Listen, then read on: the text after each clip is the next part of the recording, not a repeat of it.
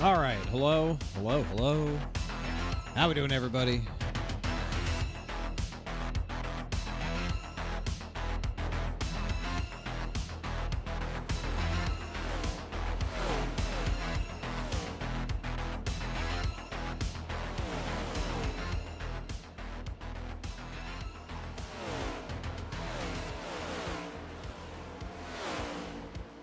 All right, we're back. Coke Series racing here at Charlotte Motor Speedway. Longest race of the year. Who's ready for it?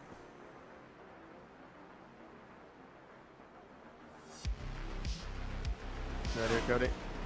Who's ready for 160 laps of Coke Series racing action at Charlotte? So ready. Hitting here, hitting. So ready. Hitting as well, hitting. How many miles? 200 and something. 240.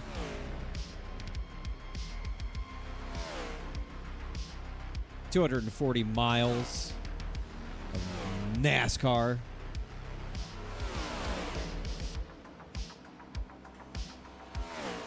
Qualifying is done. Casey's going to start 9th. Malik's starting 12th, so pretty good qualifying effort for the Spire boys. Happy with that. Tucker Minter up front.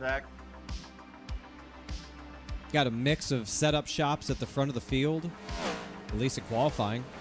Tucker's on Altus. You got NFR in 3rd with Steven. You've got NFR in 5th with Parker. In 7th with Donnie. Hitting the flap. Graham has to start from the back for causing too many wrecks.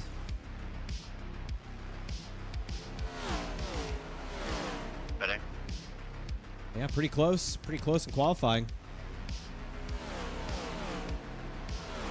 I'm on the city. But it's a good start. There he is. There's our guy. One of them. All right, well, we both did, Nick.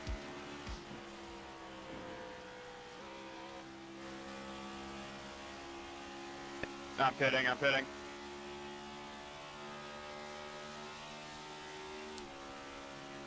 Looking good. No patriotic paint schemes for us this weekend. Or this week. No throwback schemes next week either, Darlington. We're boring. Sorry. Sorry in advance. Jordy, I'm pitting. I'm pitting. I'm pitting too.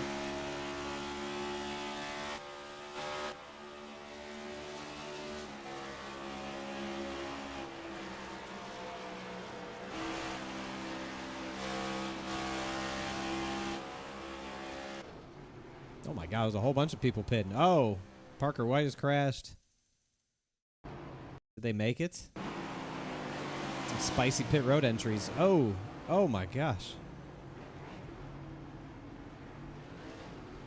He's all over that place.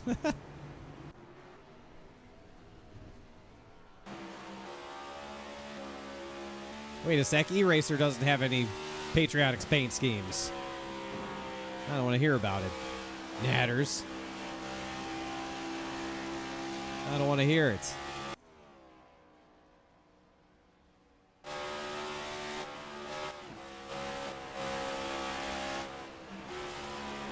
I don't want to hear it.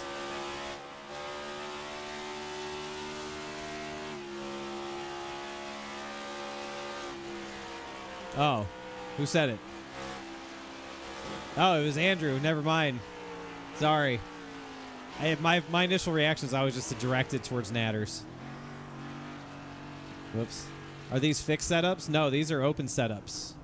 Sonny Helms on YouTube wrote in, are these fixed setups? No, this is open setup racing. Open setup racing. Yeah, that's right. Natter's caught a stray. Sorry, buddy. That's tough. Tough for Natters, but, you know. He has a reputation. You know, I don't know what to tell you. He has a reputation. There it is. Yeah, I'm not that sorry. Yeah, I'm sorry, but I'm not that sorry. Ah. Everybody have a good day today. Quality Tuesday. I just saw the news that Carl Edwards and Ricky Rudd got voted into the Hall of Fame. My mom's very happy. She's a big Ricky Rudd guy. And I think that's the right call. Ricky Rudd should have been the one going in the Hall of Fame. Carl Edwards.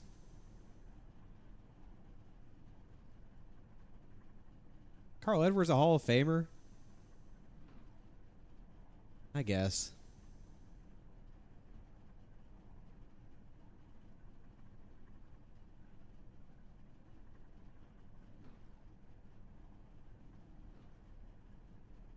I guess he is.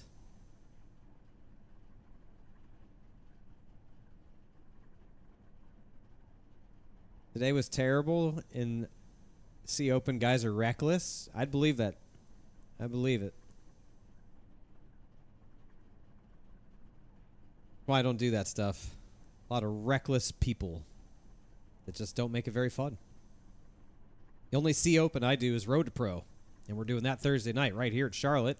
Same distance as the Coke Series, 160 laps. I think it's 160, isn't it? Why is... Hello, paint schemes? Why was Malik in a... What the hell paint scheme was that? Why is he in his... That's not... What am I looking at, dude? What's going on here? Graphics. Hide car numbers. Yep.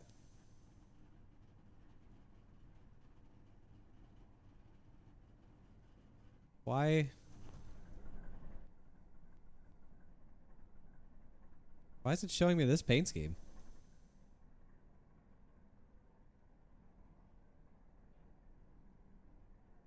It has Schluter on the deck lid. I am confused.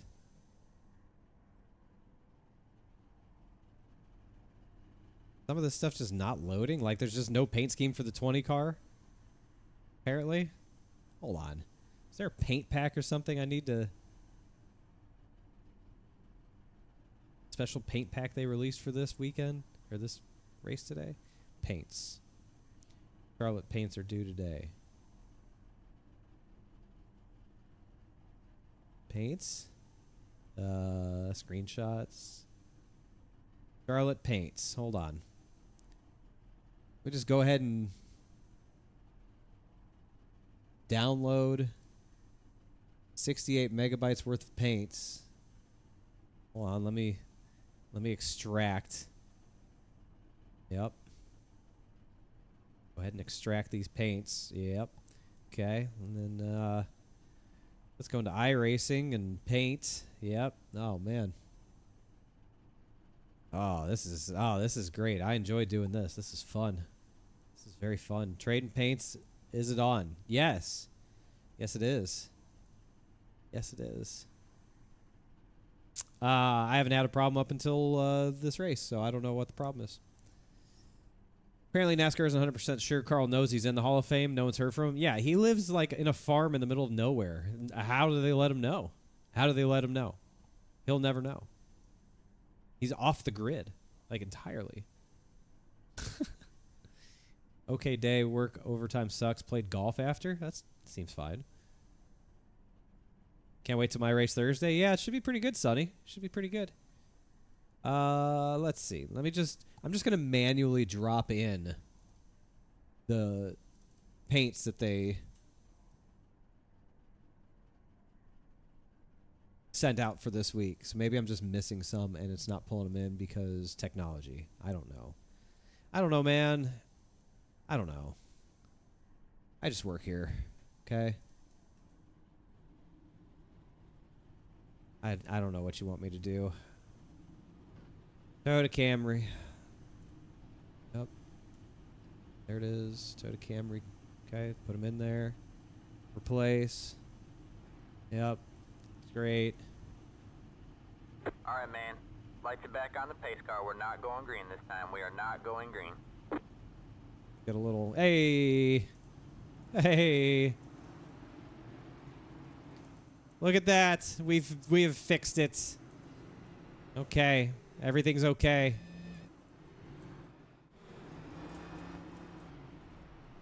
Everything is okay. Wow.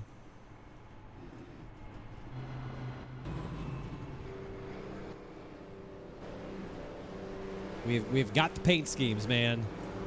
We've got the paint schemes. I figured it out.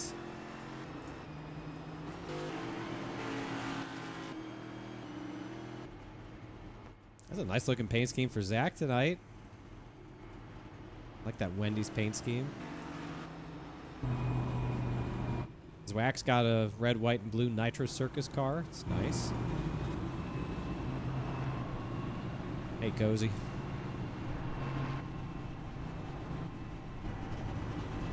Lose it with the UTI paint scheme tonight. All right.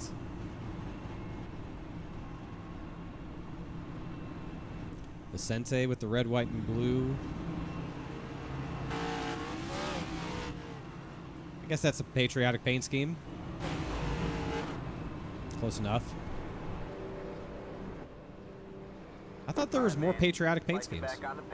Guess I was wrong. This time we are not going green. I was damn wrong. Shows what I know.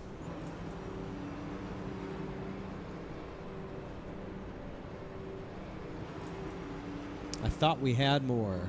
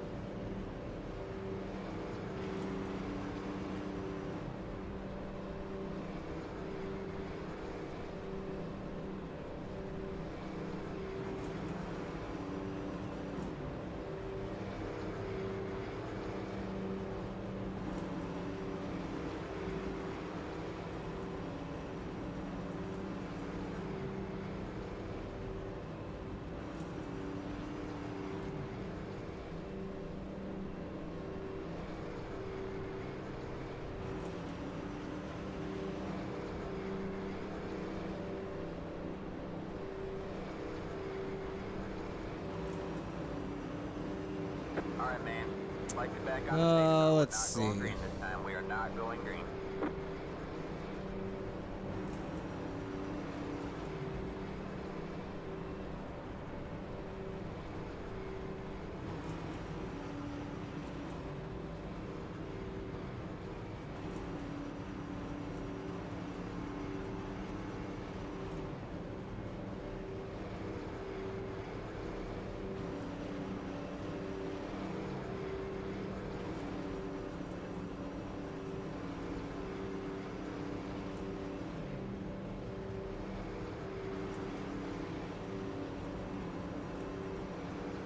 There we go. Okay. Got it. Ryko setups are pretty good this week, so are the Nexus guys. Man. Hopefully the Ryko guys haven't been practicing how to bring out a yellow flag here at Charlotte like they were at Darlington.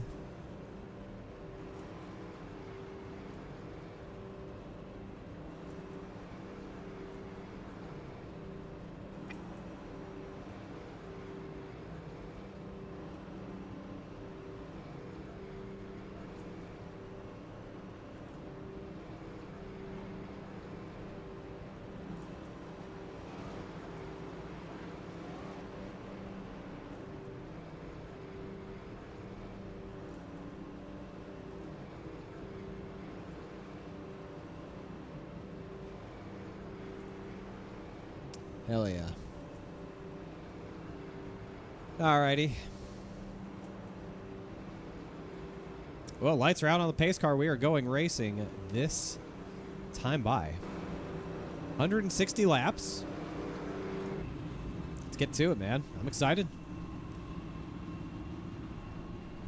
Got our guys starting up front here. Like the track position. Always important to have that.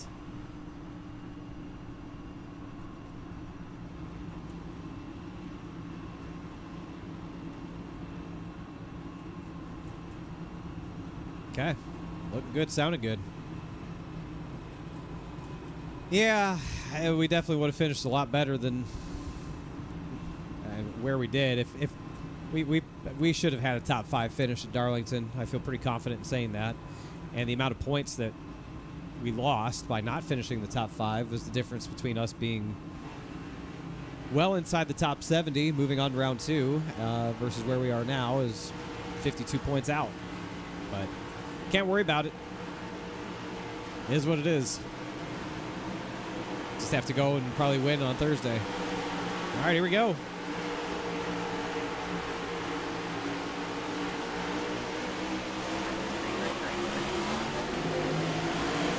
Oof. Got mixed out. Well, what happened there?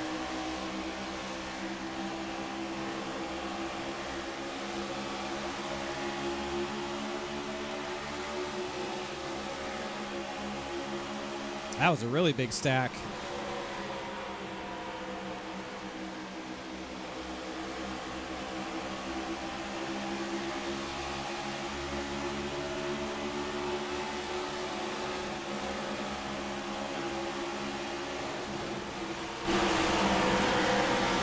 Wow, why is it so loud?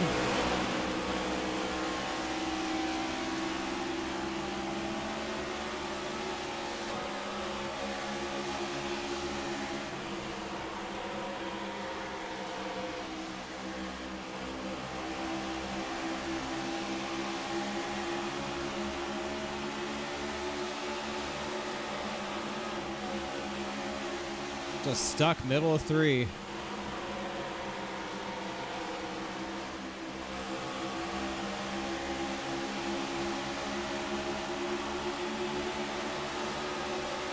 Can't quite clear the 41. There you go. I figured it out.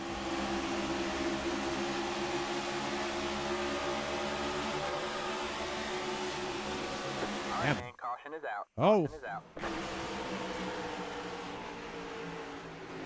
What happened? Oh, we have wrecked. We have wrecked I for wasn't trying to squeeze you there, Ryan. basically last. Yeah, you're good. Yeah, Colin, sorry about what happened there. They just Oh, my. Oh, my. Keegan Leahy has Yeah, I'm sorry, bro. Like, deceased. yeah, I just checked up and like I didn't see it coming. All good. That's why I just pulled over so we didn't run into each other. What in the world happened Yeah, here? man. Like I appreciate that, bro.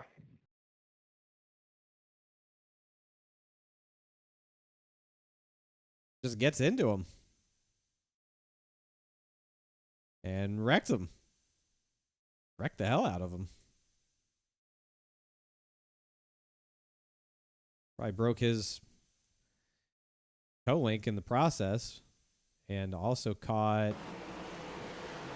Taylor. Got a piece of Taylor. Or Taylor got a piece of that on the way through. Wow. What are we doing back here?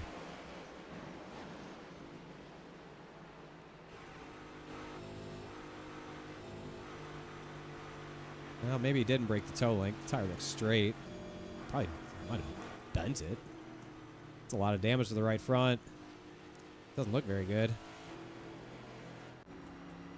That's kind of crazy, eh? How he just wrecked him.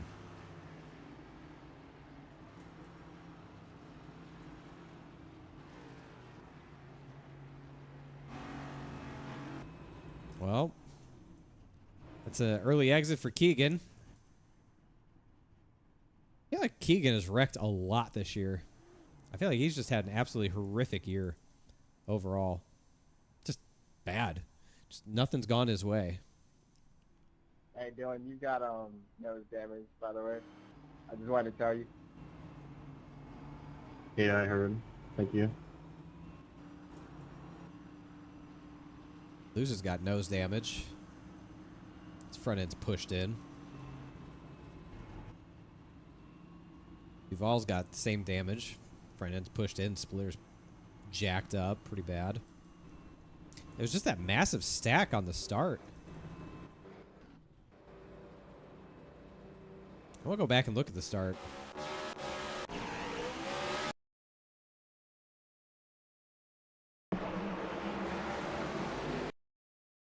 Like, it really starts... I feel like it starts with... I feel like it starts with Garrett Lowe, third car in the outside lane.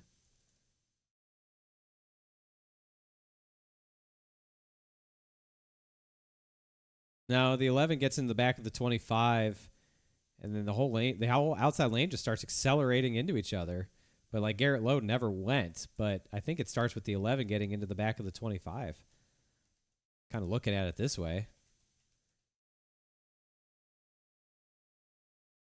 Like watch the 11 roll up here. Rolls in the 25, which makes him fire and just... Yeah, it just stacks up that whole outside lane, but like Garrett Lowe never went.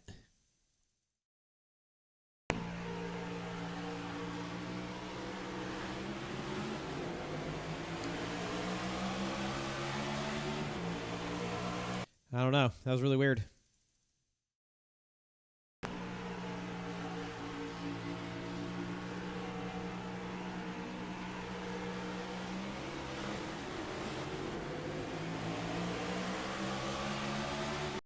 Kind of a mess. Kind of a messy start.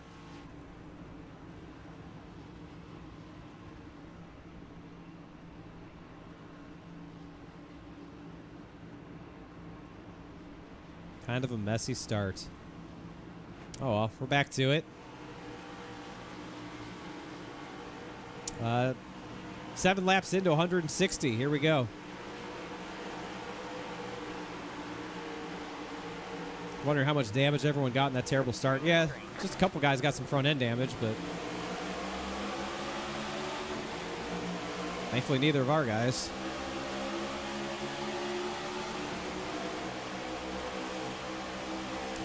Now it looks like Zelensky didn't get going, and Honeycutt was basically cutting the grass to take him 3 wide on the bottom.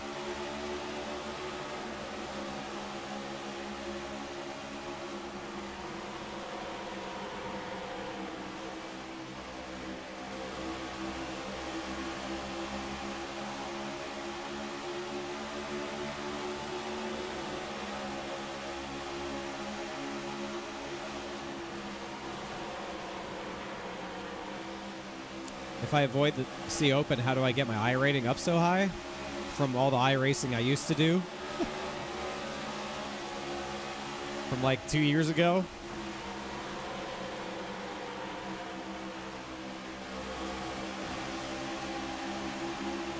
I used to do a lot of officials, and now I haven't for the past couple of years. But I used to do it a lot, so the I rating just went up because I used to do a lot of it.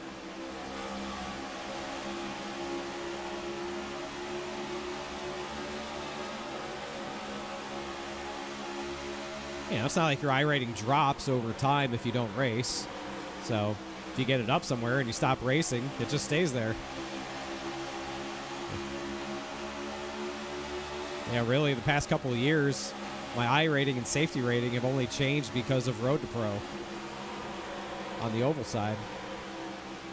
My road I rating and safety rating change once a year because of the 24 Hours of Daytona. That's a bit, you know, that's pretty much it. That's all I do. For official racing, that's pretty much all I do.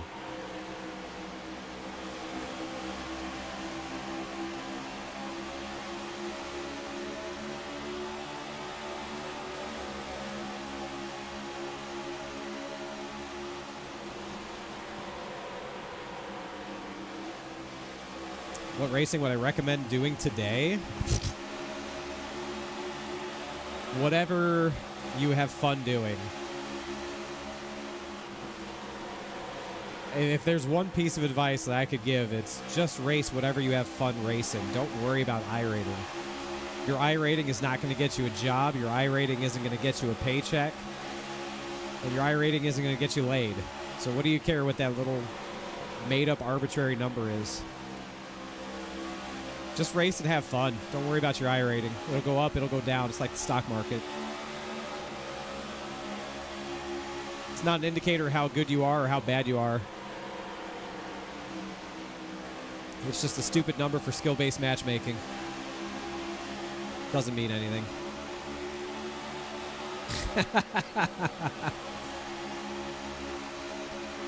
Yeah, that's a good point, Andrew. That's a good point.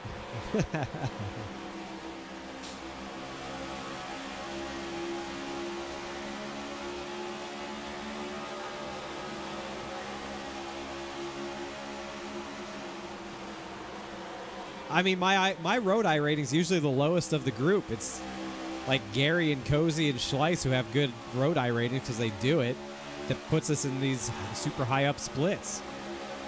Unfortunately, it's not just based off of whoever's iRating is lowest. Oh my god. You know, if it was based off of just my iRating, yeah, we'd probably be in the Wilhelm splits every year. But those guys do road racing, so I don't know how they figure it out. They do an average of everybody on the team or what? I don't know. 3 wide. Tucker reminding him that he was 3 wide. He got his point across.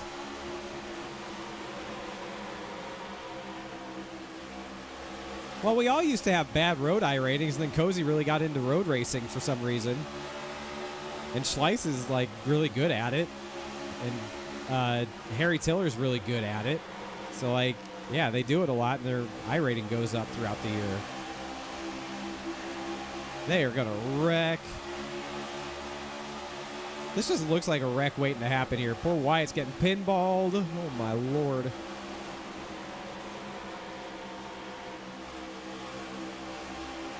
All right, they seem to have got it sorted out.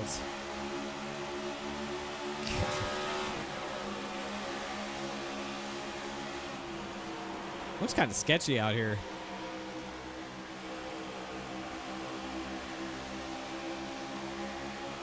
Oh, God. So loose on the bottom.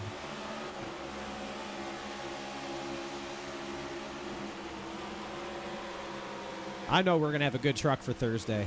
I know we're going to have a good truck for Thursday. We're going to be locked in for Thursday. 4th split or wherever we end up racing in. We just have to go out and win it. That's all there is to it. And Casey's up to 4th. Don't want to gloss over the fact that Casey's in 4th right now, which is great. Love that. Keep an eye on our guy Malik.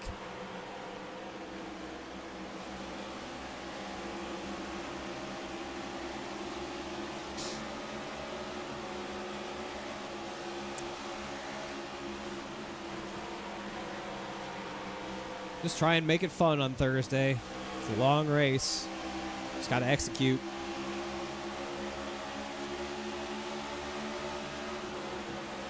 I feel like the draft is going to be really important. As stupid as that is. Kind of like Vegas. Although we're not full throttle all the way around here like we were at Vegas. But maybe it won't matter as much.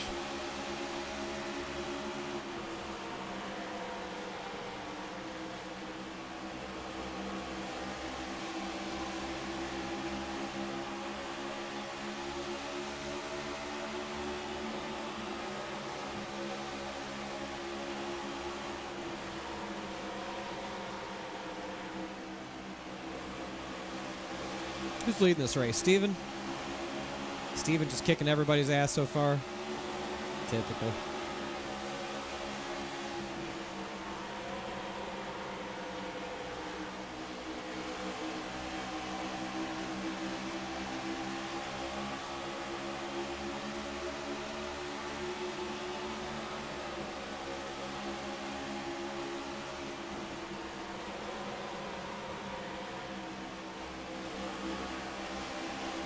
you go. Let her eat on the bottom, man. Gotta try and do something.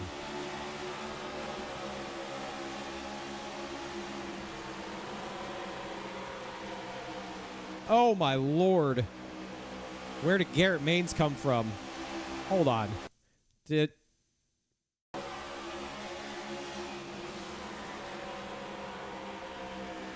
Ooh, boy, oh boy.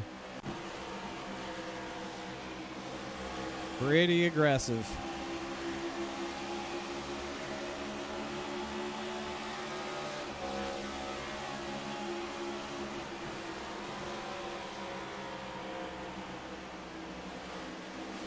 You know, if we had ended up finishing where we should have at Darlington, we wouldn't have to be so aggressive, you know, here at Charlotte this week.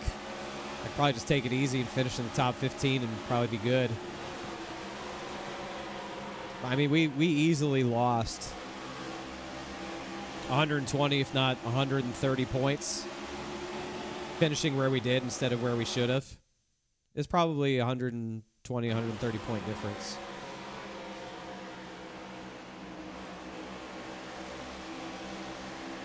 And that 120, 130 points is the difference between being like 50-something in points versus 80-something in points.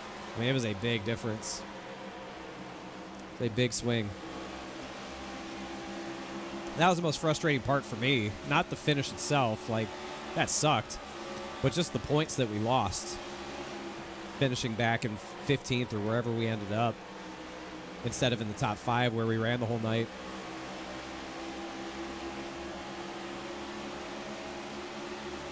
It's wild when you just sit and look at the points lost because of that and where you would have been.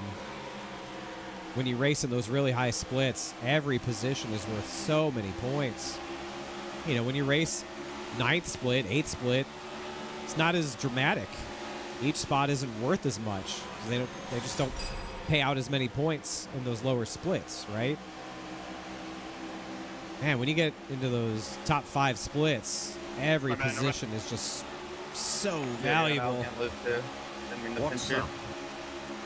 Every spot's worth so much, man. So, you know, the difference in 10 spots being 100-something points. Just sucked. Presley, thank you for the 18 months. Welcome to the children. Welcome back to the children. Presley, how you doing? Yeah, I mean, if we had a set of tires, you know, of course.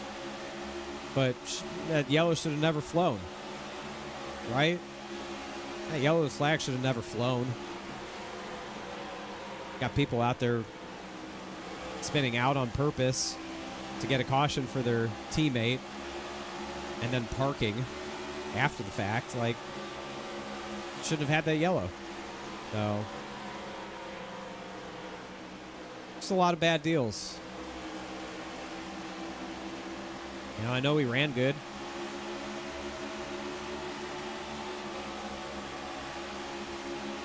You know, if I was somebody that was trying to make it to this level, if I was trying to make it, you know, really try and make it into round 2 and make it into pro and make it, you know, up here to Coke, if I was really trying to do all that and climb the ladder, I would have been devastated. I mean, I would have been absolutely livid, but, you know, I probably also would have been putting in a more concerted effort to make sure that I was gaining I rating and racing in better splits and, you know, running up front every week and all that too. I would have been absolutely devastated, man.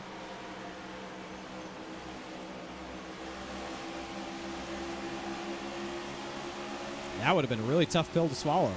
Like, if I ended up missing the top 70, even if we run good this week at Charlotte, and we end up missing it, and you look back at Darlington as being probably the biggest like thing you can look at as to why you missed it, all the points you lost because of that BS. Whew, that'd be a tough one. Tough one to swallow. Wouldn't be feeling real good about it.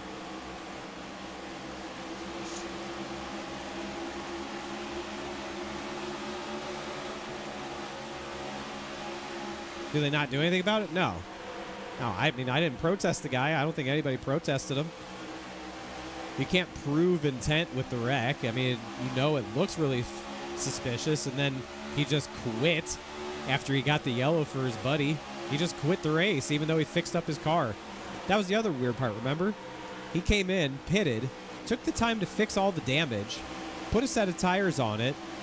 He pit multiple times, and then retired from the race after he got the car fixed and put tires on it. Like, the whole thing was just really suspicious and goofy looking and bad. But no, iRacing can't do anything about it. Like, I didn't protest him. I doubt anybody else protested him, but everyone knows that it was BS. Everyone knows what he was doing. Malik is dropping like a damn stone here. I don't know why. I feel like he's just really loose. I mean, he's just shipping off positions. He just can't get off the corner. No, I'm sorry about that. Like, I was trying to live. I feel like everyone's struggling to get off the corner, but he's really struggling. He can't carry any speed.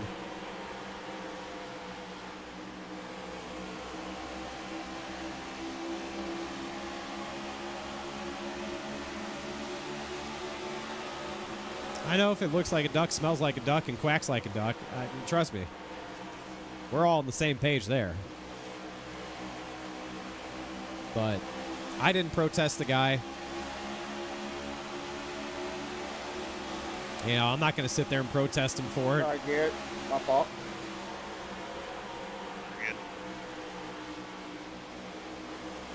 But, you know.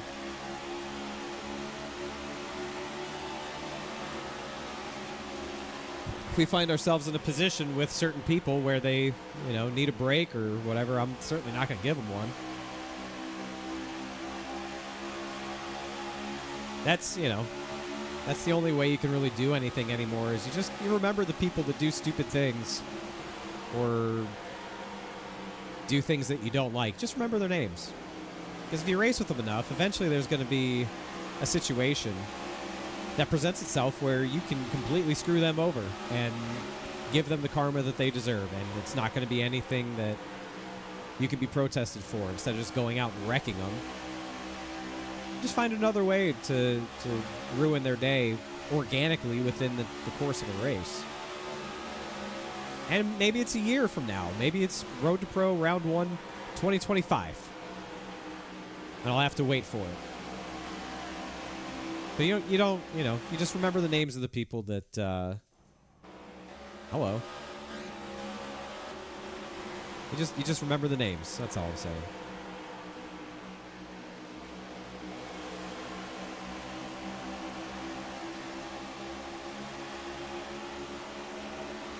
Well, we are going the wrong direction here in the 7 camp.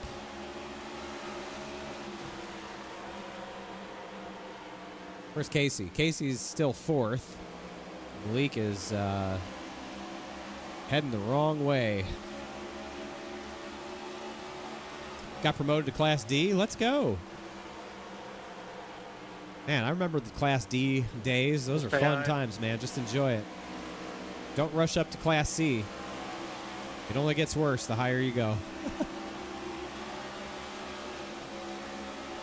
Feels like the integrity of the Coke Series has gone down fast.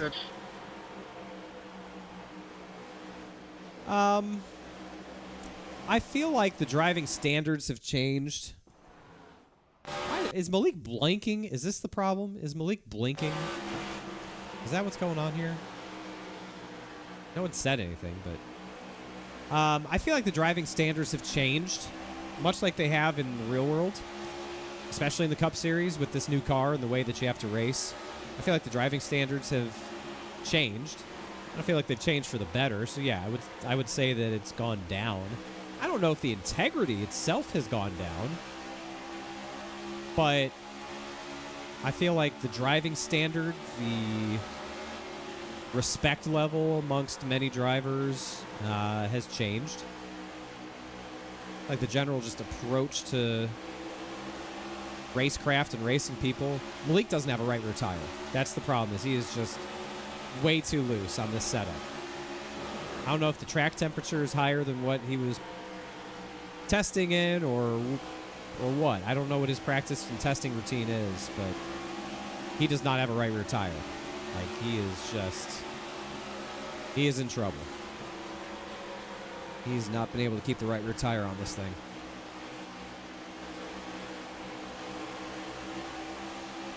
I mean, he's looking at the infield every time off of 4. Yeah, I mean, the InfoWars guy, Jeremy, whatever the hell his name was. Jeremy Davis? Is that his name? I forget his name. But yeah, the InfoWars truck, right? We had our issues with him. He caused some issues with other people at Darlington. I mean, there's just some people out there that just don't care. They just don't care who they piss off along the way over the course of a sim race. They just don't care because to them, what's going to happen? No one's going to show up at their doorstep and punch them in the face for wrecking them, right? They're never going to run into 99% of the people that they race against because they probably don't live in an area around a lot of other sim racers or don't go to a lot of events where other sim racers will be. Like, there's just very low consequence for driving like an asshat. Like, you could protest somebody, but if it's just a wreck, if they just wreck you, like just a normal iRacing wreck, Seth, you keep blinking. it's not going to be a... You can't protest somebody for just wrecking you in a fixed. Like, just an innocent, like, normal shit happens wreck. Like, you can't protest somebody for that. So, there's just very little consequence for being a clown. If you don't hit the little talk button and say anything terrible, you know, can't get protested for that. Dylan, please. So, I think a lot of it is there's just... Most people just don't care. They have zero fear of any repercussions for driving like a tool.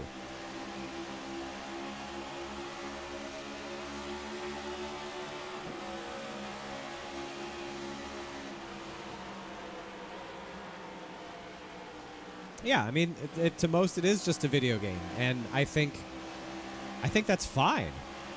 I don't think there's anything necessarily wrong with treating it or looking at it just as a video game. Because for the vast majority of us, it's a hobby.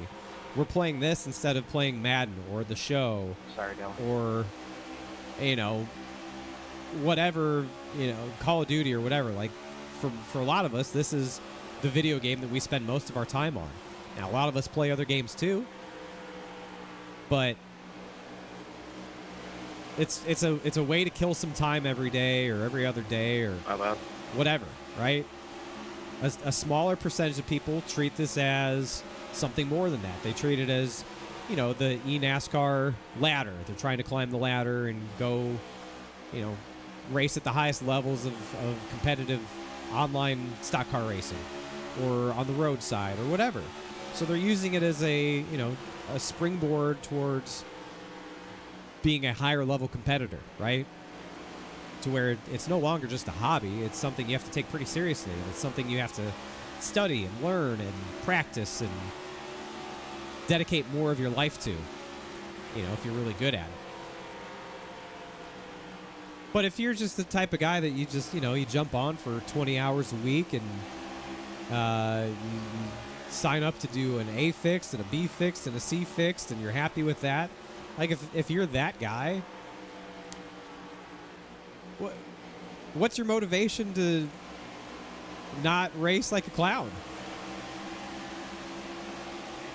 So, you know, so you wreck somebody and you piss somebody off and they yell at you and, you know, call you a dipshit. What do you care? Well, who cares?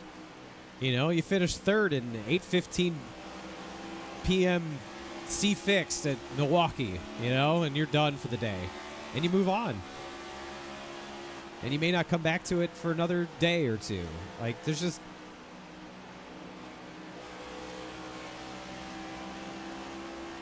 I just don't think that there's a lot of reason for people to really treat this anything more than just a video game most of the time.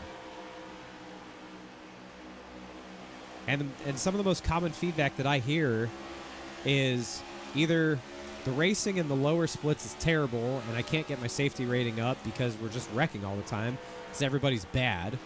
Or I finally break through and I start racing in, you know, fourth split, third split, C fixed, B fixed, A fixed, or NIS, and it's, you know, okay.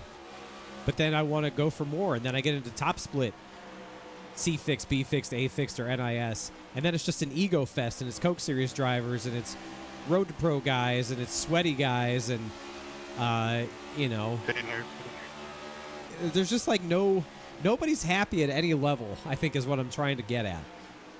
Just nobody is happy at any level of casual official racing more often than not. Like, nobody's happy with where they are at.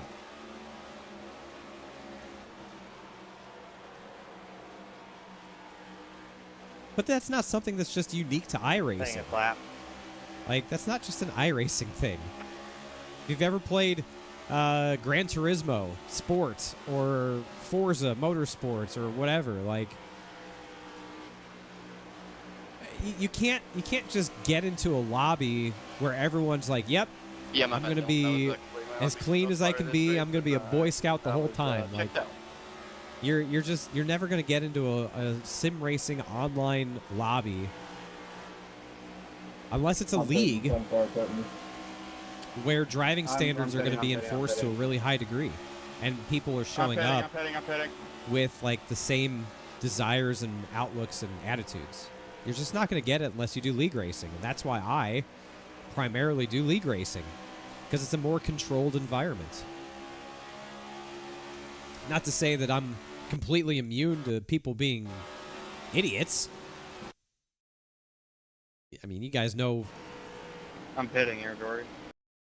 What is wrong with Malik's? Is Malik's connection just ass? Yeah. Like, what is happening here? Like, you guys know that we deal with a lot of weird things in our league races too, but it's a little more controlled of an environment. And it's more appealing to me if I'm going to spend... I only have so much time to put into this every week. So if I'm going to spend my time doing it, I have to spend it in ways that I feel like it's worthwhile. And league racing is where I feel like it's the most worthwhile. Pitting. This stuff's easy to take too seriously. I've taken it too seriously at times. I'm just as guilty as anybody. I'm pitting. Perfectly normal to take this stuff way too seriously. Okay? I'm just as guilty as anybody. Way too easy to take this stuff too seriously.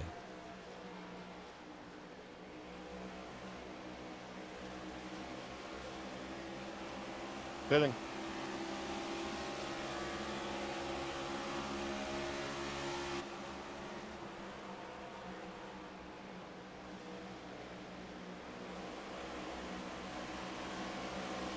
Looks like some people are just going long. Like, Malik's going long.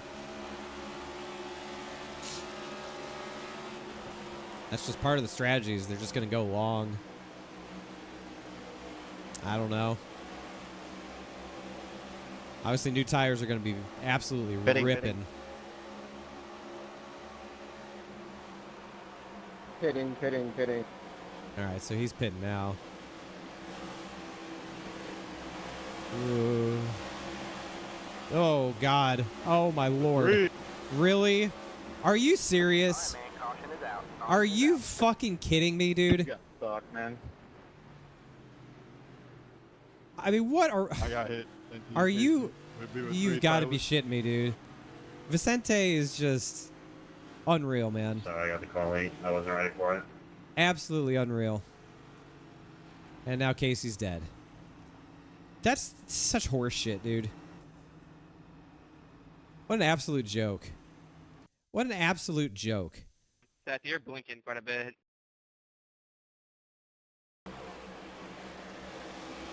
The guy says, yeah, I'll go 4 through the grass. Hey, on the bright side, Jimmy, we have an entire race to catch back up. Just absolutely asinine. This race would be over. We'd be doing caution laps for the. I mean, Casey's remaining 40. already in the red. Yeah, so The we'll do 36 caution laps for bounces the off the remaining 100. 42. So, I mean, it's not like Vicente really helped the situation. They were Guys, wrecking why are we either not way. catching up? We're going to be behind them now. I don't But- understand that. I just don't understand this, Please dude. go around hard so we can pass them on pit road. Please, please, please, please, please. Yeah. Like- I was stopping Like, for Malik. my what bad. is the 42 doing?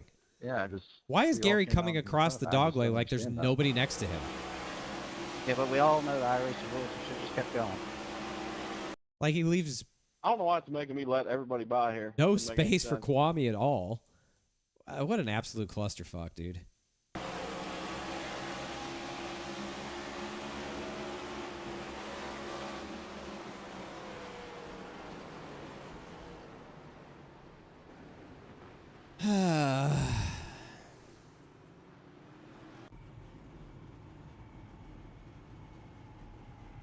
What an absolute joke, man.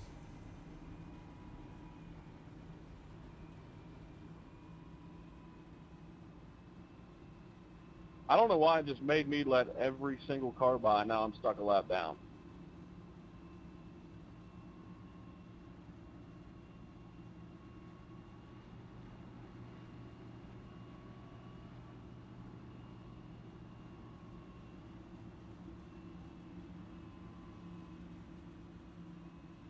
Hey, it's still telling me pit road is.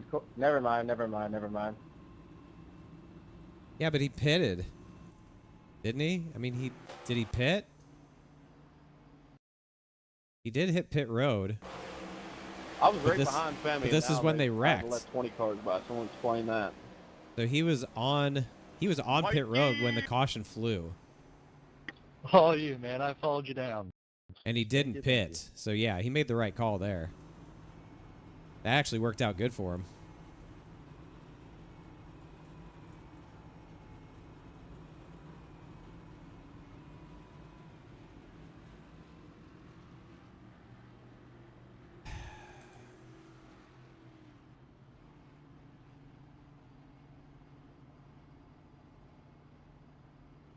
Can I get a response? Anybody? Yo, what up, Code? Yeah, it worked out pretty good for him.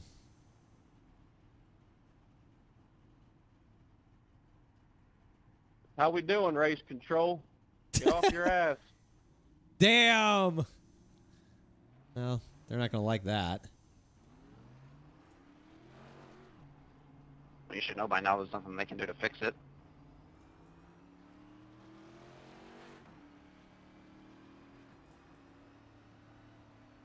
They could give him the waiver run.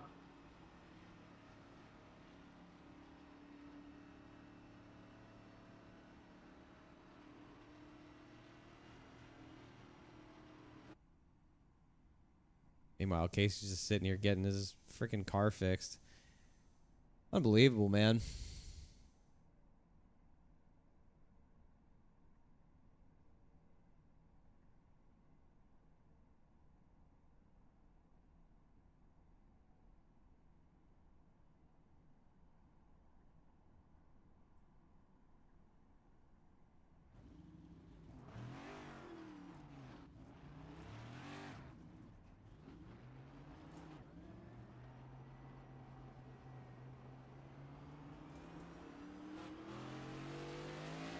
Alright, guys, we're the wave. Just go. Go. That is not a happy race car.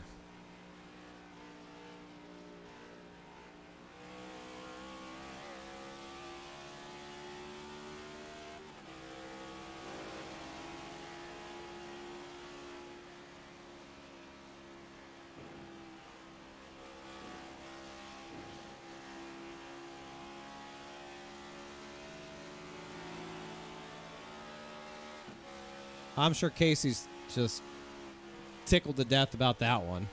What a stupid situation, man. Just absolute brain dead. I don't know. I don't know who I'm more like unhappy with in the whole situation. It's just a bad deal. Good for Malik. I hope they I hope they did some adjustments to his car. He needed it, man. He was struggling. I guess we'll see, but well, that changes everything here with this race. We're only lap 62 of 160. So I got 100 damn laps to go. Green, green, green. Feel bad for Cozy Jr. Why? What happened to him?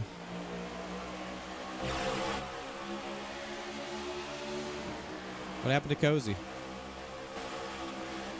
Back here somewhere. There he is. 27th. He's on the lead lap. Why you feel bad for him?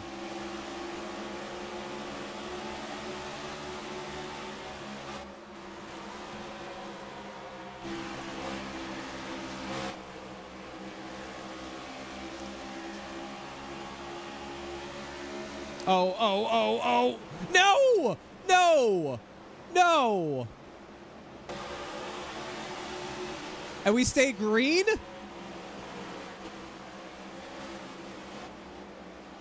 That's not a caution.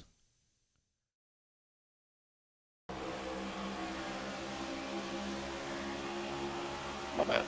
So the two E-Racer cars wreck each other. Casey gets sent through the grass and we stay green. Man, oh man.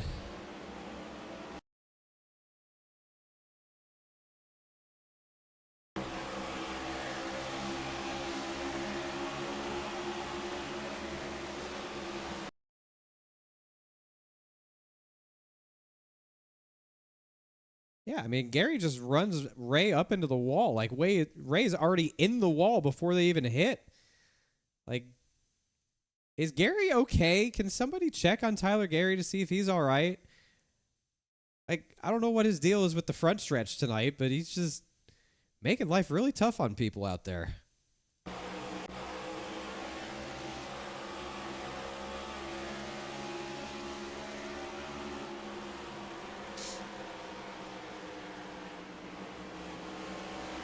Man, oh man.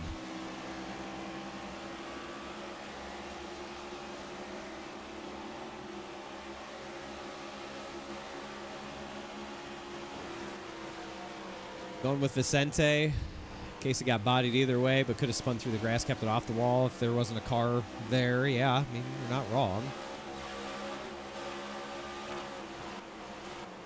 I just don't understand how Vicente's like, yeah, I'm just going to send it 4 wide on the bottom through the grass.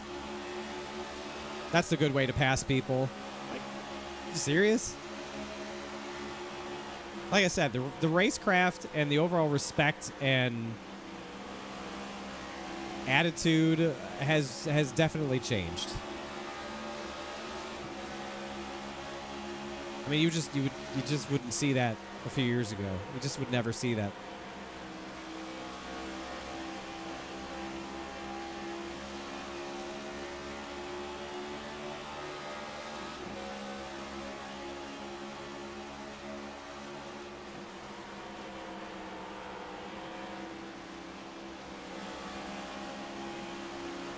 Very good, Graham. I didn't try to do that. Very good, very good.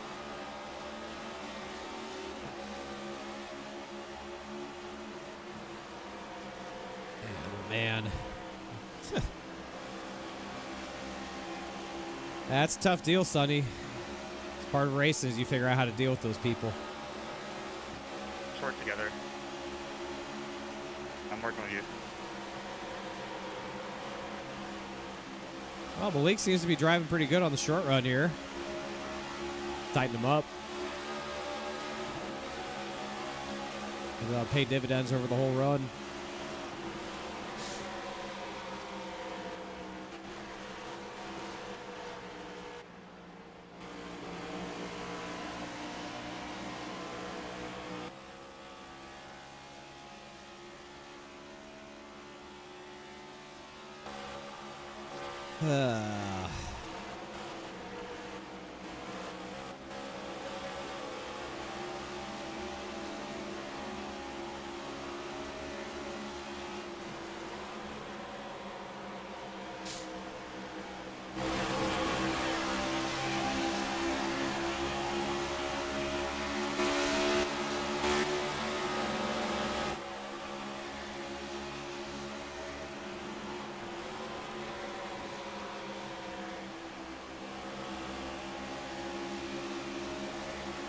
What's the weather?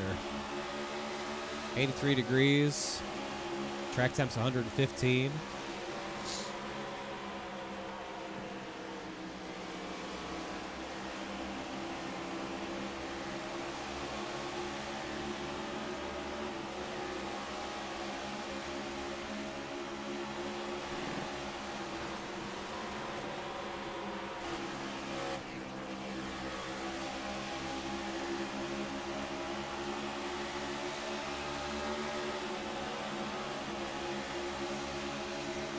You're 27th, loser.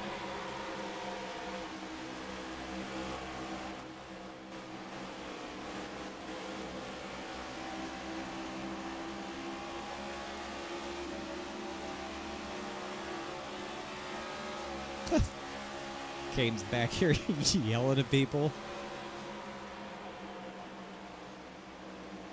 Big C, thanks for the follow. What's up, Big C?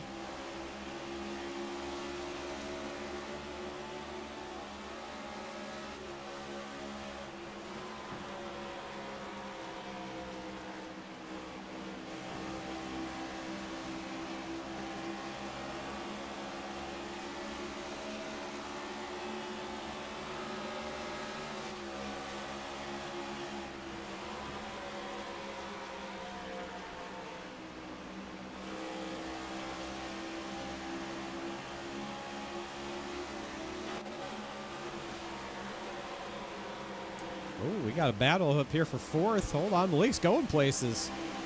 Oh, yes, sir.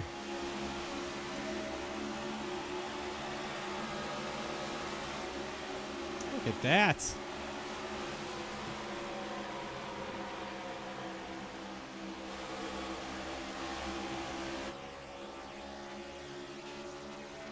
How about that?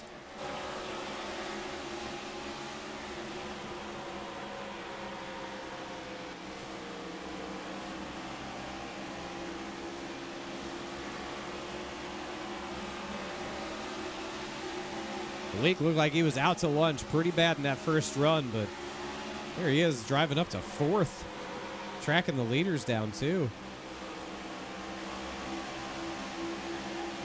Shout out to whoever's making pit stop adjustments and crew chief, and I don't know if that's Garrison or whoever, but he did a hell of a job. It looks like they got this thing running nice for the second run.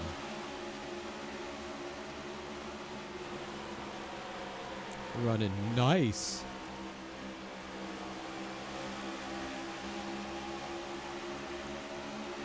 Him and Graham are hauling ass.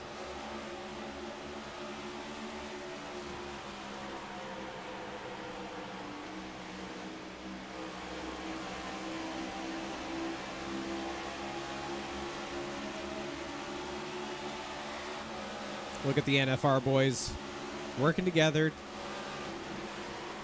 Take on first and second. Punt Garrett Lowe back to third.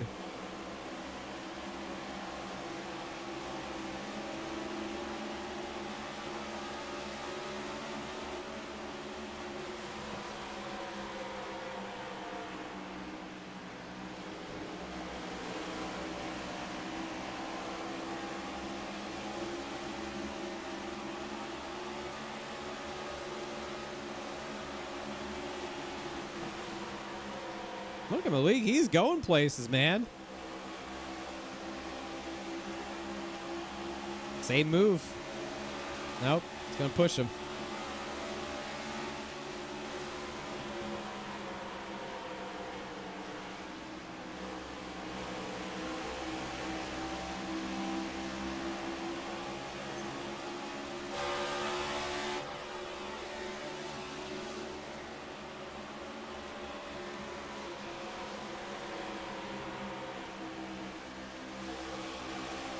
Halfway. That lap was halfway.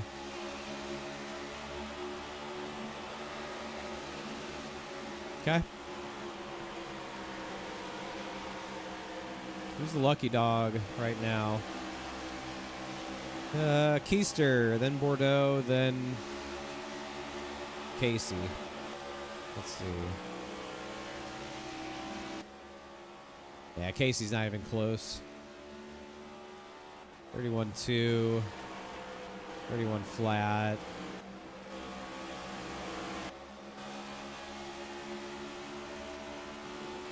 Yeah.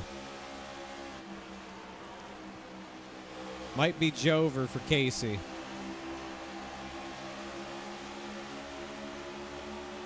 Uh-oh, here comes Graham. Malik does the smart thing, just lets him go. Uh-oh, here's Briar. Hey, Briar. Hey, man. See how this battle goes down. Not a lot of friendliness between these two drivers. We'll see how hard Malik makes it on Briar to get this 4th position away from him. Probably going to make it pretty hard, if I had to guess.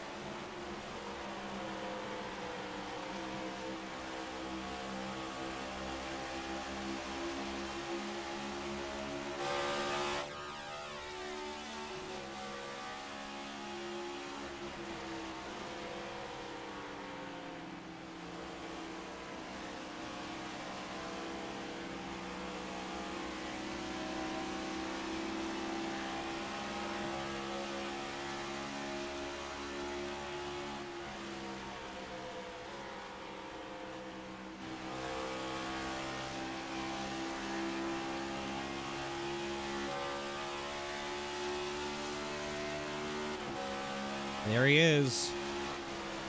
There's our guy.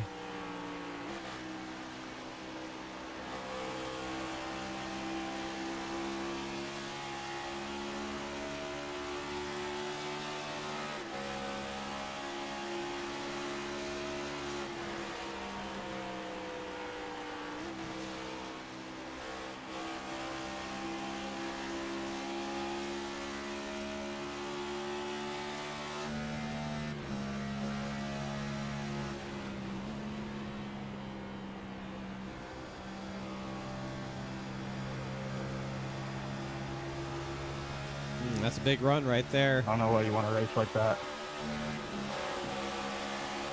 You've been ripping the fence, so I ran the seam. Got the job done.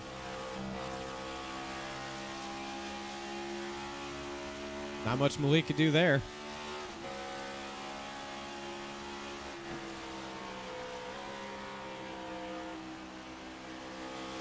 I mean, it looks like he's used his stuff up pretty good, yeah. He made a pretty big charge. But it doesn't look like he's dying as dramatically as he was on the first run. Like, I don't think he's slipping the right rear as bad as he was, so they've definitely tightened him up.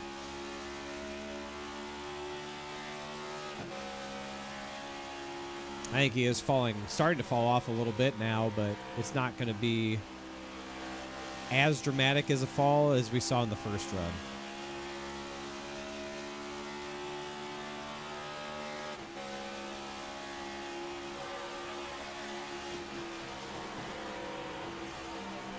I think he is going to lose some spots here, but I think he'll be good enough. I think he'll be good enough to like do that, to just be fast enough to run the top and defend. So he's not going to give up as many spots as he did in the first run. That seems to be to me that they've made his car so much better now that he can at least hold on to it and be just fast enough to run this line and make people try and pass him low, which is really hard to do. Really hard to do. So he might just hold on for the rest of this run where he is, which is, I think, an absolute win. I think that's huge if he could do that. I think that'd be really, really big. Oh, Mike Straw is in the house. What's up, Mike?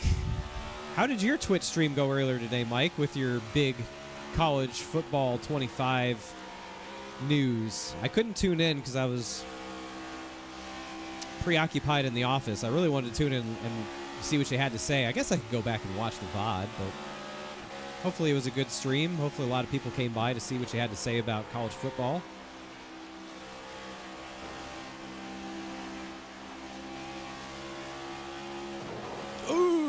Okay, don't hit the wall now. Can't be doing that. Can't be hitting the wall.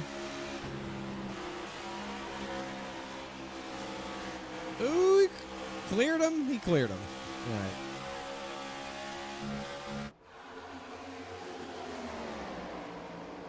He cleared him. Hectic bunch of assholes, but mostly great people. Yeah, I mean, listen, man, you know how it is. You know the deal when it comes to covering stuff. I feel like I can be just as negative and pessimistic and as big of a cynic when it comes to Madden and EA Sports and all that stuff as anybody, but I'm not going to be an asshole about it. I know how people in that community can be, and so I'm not surprised, but I'm glad you had some good people. I'm glad you had good people to hang out and be a part of it. But some people like to just be assholes on the internet. It's one of the few things in life they can be good at, so at least they're good at something. What's up, Moody? How we doing? Hello.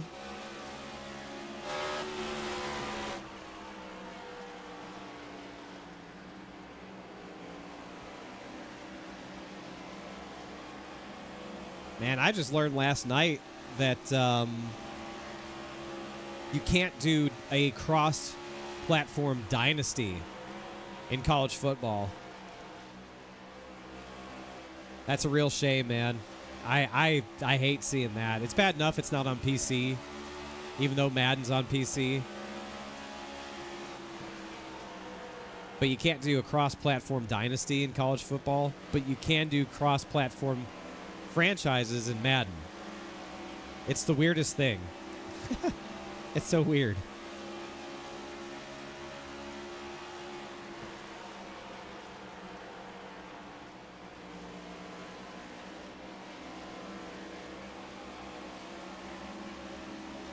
It'll be cool someday where they can just like remove all the barriers between people when it comes to playing video games. I can't wait until we get to that point. I mean, we've come a long way from the days when you just couldn't at all. I mean, cross-platform, cross-play has done a lot to help video games, and it's taken us to great heights. I just I can't wait for the day where it just doesn't exist at all. For stuff like that, man, it's such a bummer. You're like, well, hey guys, I know you're all on PlayStation. All my buddies are on PlayStation, but I got an Xbox because that's what I like. I can't play in their dynasty. It's just a bummer.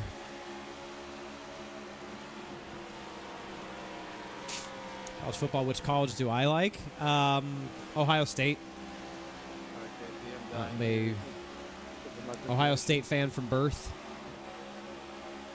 So, but I'll probably, if and when I buy the game to do a dynasty and build it up, I'll probably take the college I actually graduated from in Colorado State.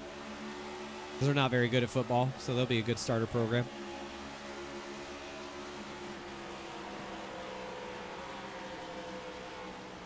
I'm optimistic too, Mike. You know, I want to be optimistic for this year. I tread lightly when it comes to these things. I'll be more optimistic for college football than I will be for Madden. Madden, I think everyone has every reason to not be as optimistic. And I think that's fine, but I'll be more optimistic for the college football game. I don't love the fact it has Ultimate Team in there. I don't like that at all. That's a big red flag. Or not. It's unfortunate, but you knew they were going to do it. I just hope that it doesn't... I hope that the existence of Ultimate Team doesn't distract from the Dynasty and the modes that people really want to play college football for, like Mutt does for franchise and Madden. I just hope it doesn't interfere with it and limits its growth potential and ability to be a really Just pushing Jordy unless you're Good really starting to game fall off. mode, Don't like it worry should about be. me. I can't lose the traps. You can do versus cross-platform. You can do road to the playoffs, Yeah, cross-platform. I'm doing all kinds of things. Like, I'm And just of trying to course, see you can how do ultimate team it plays out. cross-platform. So they weren't going to make ultimate team not cross-platform. It's the thing that makes them money. So there's no way they were going to say, "Nah, man, we won't let people play the thing that makes us all of our money cross-platform." There's just 0% chance that was ever going to be the case. Playing Dynasty doesn't make them money. Dynasty players give them money one time. They don't care about those players as much as the MUT players who give them money all the time. And that's what's really ruined a lot of these games. It's not the franchise mode, career mode players that are important to them, because they only give the company money once when they buy the game. If they never interact with MUT or Ultimate Team or any of that shit, they're never giving the company money again. But all the Ultimate Team players are the recurring revenue, the long tail revenue stream providers for these game companies. And that's why they get whatever they want. And franchise players suffer year after year, because that mode doesn't generate money for the publisher.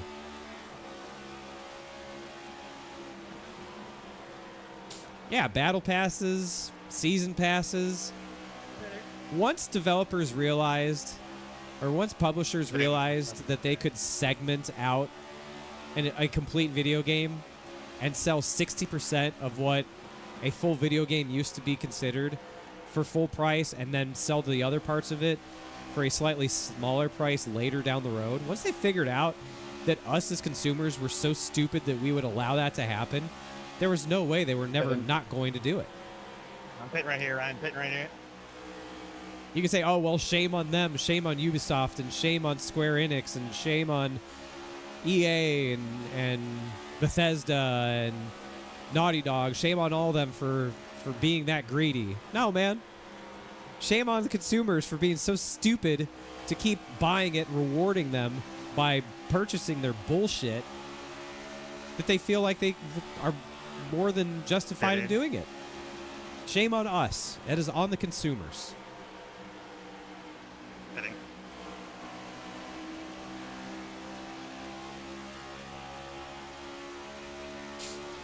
You got a bottom, G-Low? If people stopped supporting this behavior from your video game publishers, they would stop doing it because they wouldn't be making money. But the box top is off, and it's all out. You're never going to stuff it all back into the box and put the top back on it. It's over. We have crossed that threshold, and we can never go back. You know, you look at a game like, I don't know. Pitting right here, Malik. I'm trying to think of Go high right here. a recent release that was a $70 video game that Pitting. didn't have some sort of recurring revenue model behind it that sold well commercially.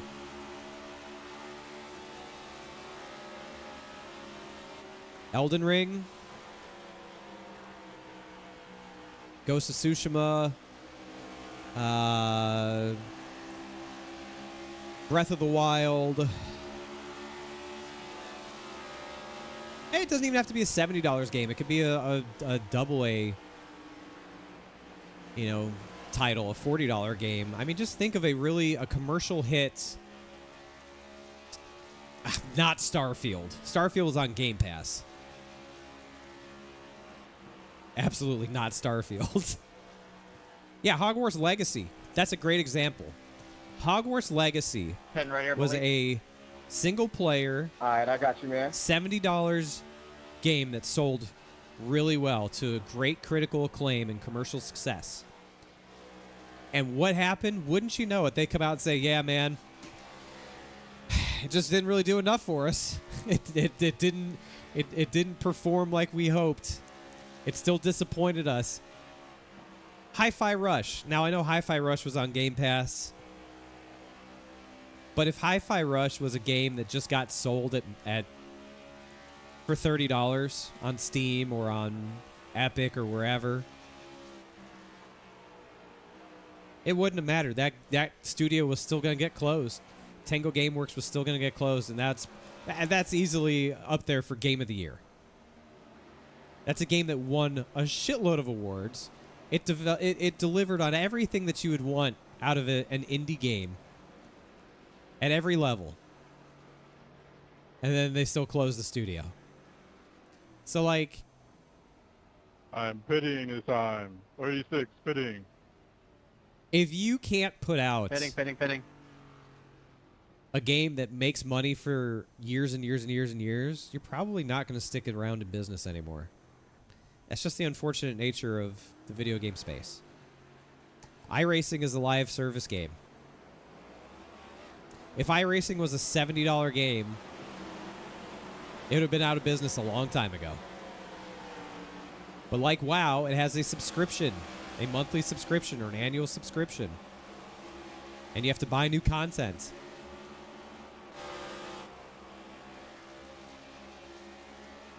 That's the only reason it's stuck around, is because it has to keep generating money. It can't survive off of one sale to one consumer. They have to keep pulling money out of all their consumers. Baldur's Gate 3. Yes, great example. Baldur's Gate 3. Game of the Year has won every goddamn award. Baldur's Gate 3, I follow.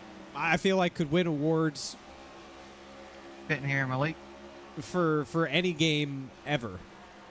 Right? Like, it just incredible commercial success. Nothing out the back. And if that was published by anybody other than Larian, they'd probably be shut down. But Larian doesn't play those games. Larian doesn't give a shit. They're not like those other publishers. That's why Larian's cool, but...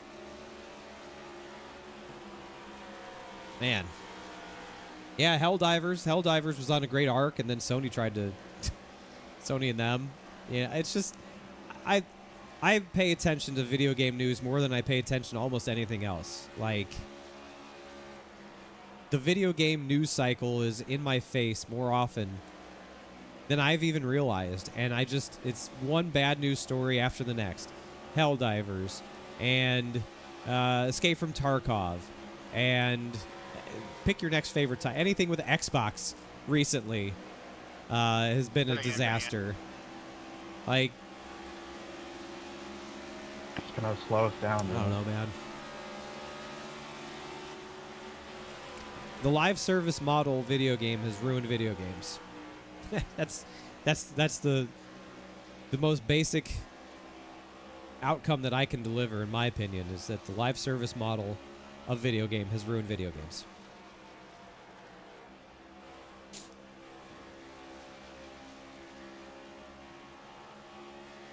Yeah, I agree. The thing with iRacing and why it works, people weren't told one thing and then sold another. I will agree with you on that. That's fair. You know, you can criticize iRacing for a lot of things. You can criticize iRacing for a number of things, but they've never told you or sold you a roadmap or a battle pass or whatever, and then not delivered it. Or cut it out, or canceled it. Like,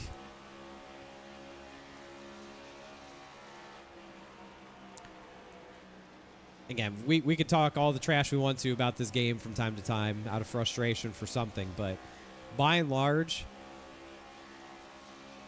when it comes to the pantheon of video game developers and publishers, iRacing's not that nefarious. Fitting. I've got there right here, Tucker Taylor.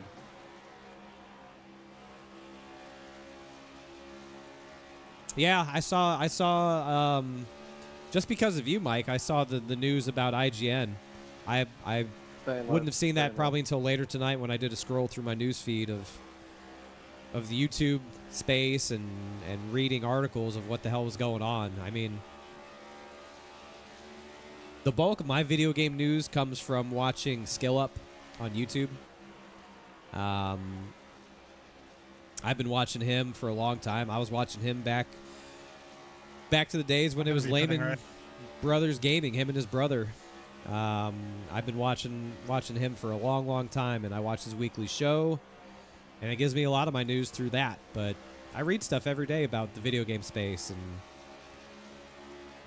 it's not just the people who are making the games. It's on all sides of it. It's just sad.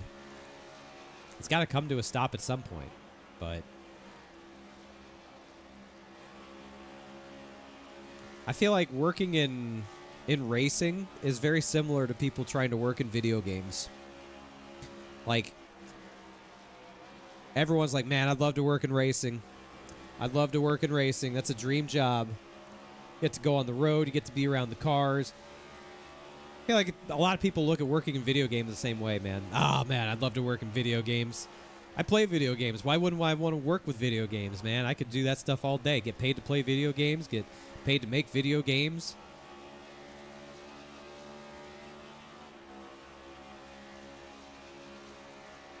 I know the guys who work on race cars. They work long hours and don't get paid a lot of money for a lot of race teams, especially in the Xfinity and Truck and ARCA level, even in Cup. Fitting. You're on the road a lot, busting your ass all week. Go to the track on the weekend. Watch your car get destroyed by somebody else's mistake.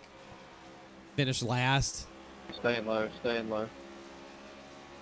Feels like garbage, man. Go back and do it all over again.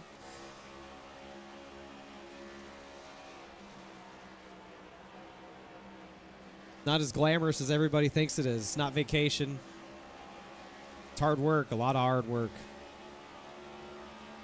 A lot of sacrifice. And it's no different working in video games. You got people who have no appreciation for video games telling you how to make your video game.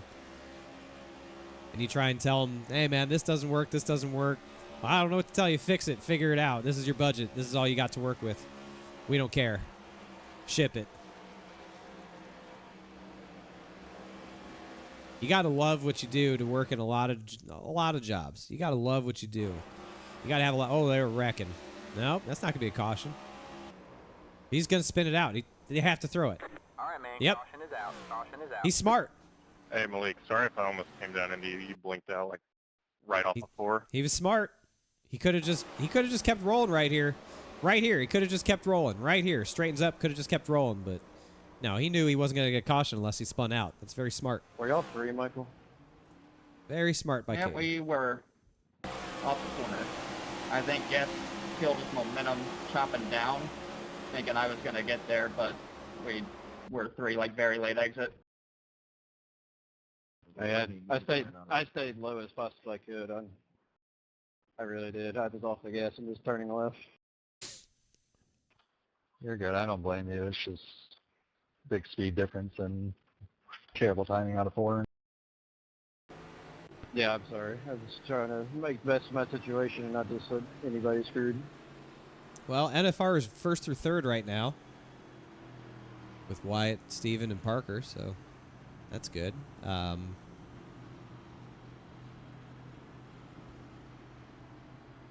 Yeah, man. Fun conversation. Talking about video games while we're watching all this go down. Close it up. Am I on Twitch? Yeah. Yeah, Sonny. I dual stream on YouTube and Twitch, so you can probably see the Twitch chat in the top right-hand corner of your screen is all the Twitch chat on YouTube. You'll see the Twitch chat, but the Twitch viewers won't see the YouTube comments on their end. So sometimes, if you guys are watching on Twitch and you hear me like responding or saying something and you don't see it in chat, that's why. It's because it's coming from YouTube. Yeah, sorry about that, man. By the time I realized I was in fifth gear, so I tried to downshift to get going, but... Yeah, I mean... Yeah, that cost me but oh A well. lot of people who work in racing tell people who say they want to work in I racing know the it was same a thing, Mike. genuine mistake. I know it went on purpose. When they ask you, man, how do I get in the industry? You know, don't. You got to really love it. You got to be willing to work a lot of long hours and not make a lot of money for a long time to try and find some sort of success. Because it's a high demand industry. It's a high demand industry that doesn't need a lot of people. I mean, the video game industry needs a lot of people. Racing doesn't need a lot of people. There's only so many people you can have on a team. Sorry, Cody. But, You don't have anything. I mean, the video game industry needs a lot of people, but it won't retain a lot of people. They're trying to figure out how to do the same amount of work with less people right now. That's why everyone's losing their jobs.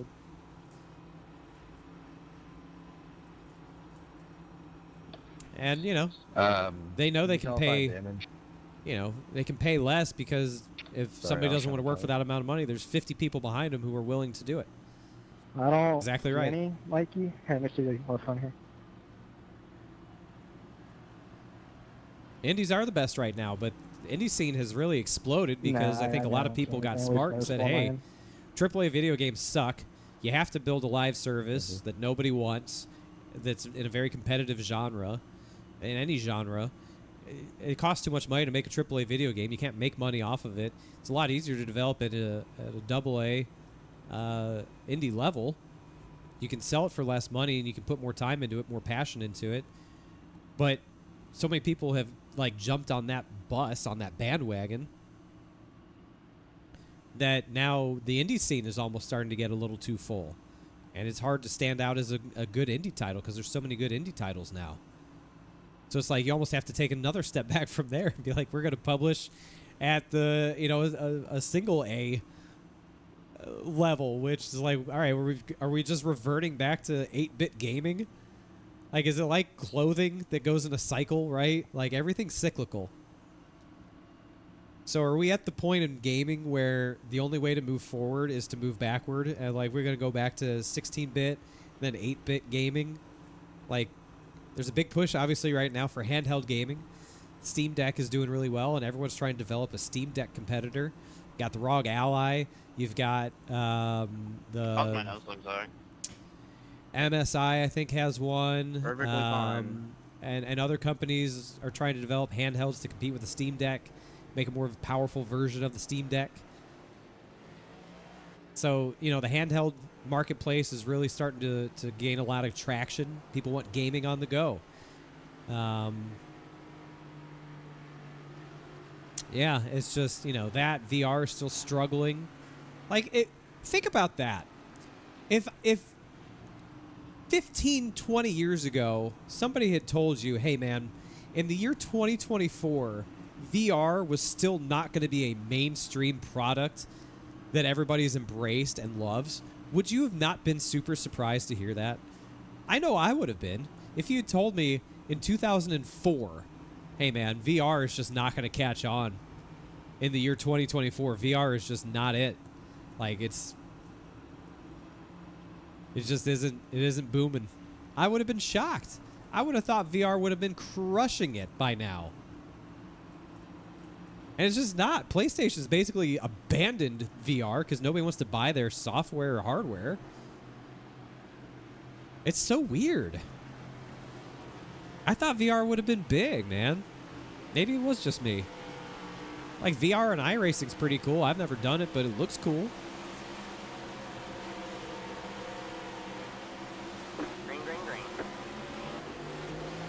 I don't know. I just thought VR was going to be a bigger hit.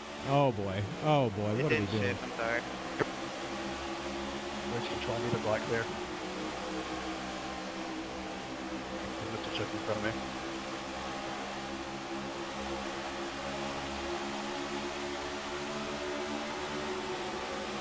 Are they not going to clear Parker's black flag?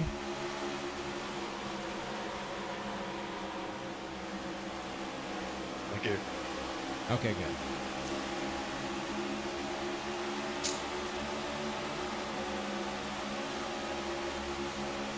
Yeah, 2D pixel art games are looking really cool. Like I'm saying, man, that's what the cool new games are going to be, are things that look like they're from the 80s.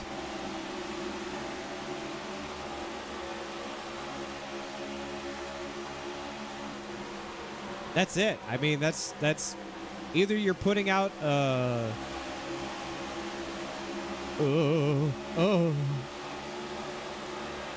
about that. either you're putting out a sequel to a popular game or you're creating something that looks like it's from the 80s. I don't know what else there is. That's all we're getting anymore. It's just like an annual release model, a live service game, or something that's so retro you don't know what year it was made. And then there's the fourth category of whatever Nintendo decides they want to make that's going to be incredible, but also runs on a piece of hardware that's very old. But it's going to be a great game. You can go with me if you want. I'm on the fire.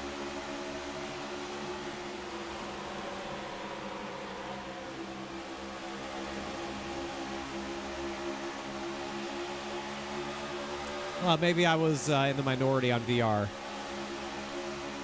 That's okay. I thought VR was going to be a bigger hit. I think PlayStation thought that too. Which is why their PSVR is basically dead tech.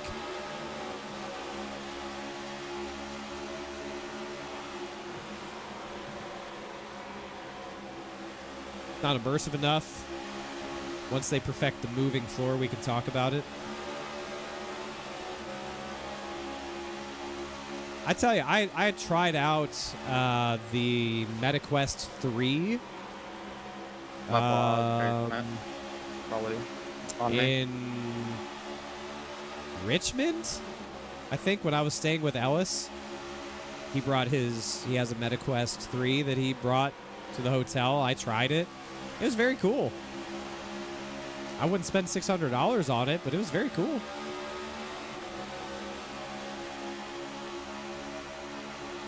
But it's not like the games were mind-blowing. It's not like it could boot up, Call of Duty and play in VR, or, play Madden in VR or Destiny in VR. Like, if they ever had the technology where you could just play any game in VR, every new AAA title had a VR mode. Like, imagine that. Imagine playing Elden Ring in VR.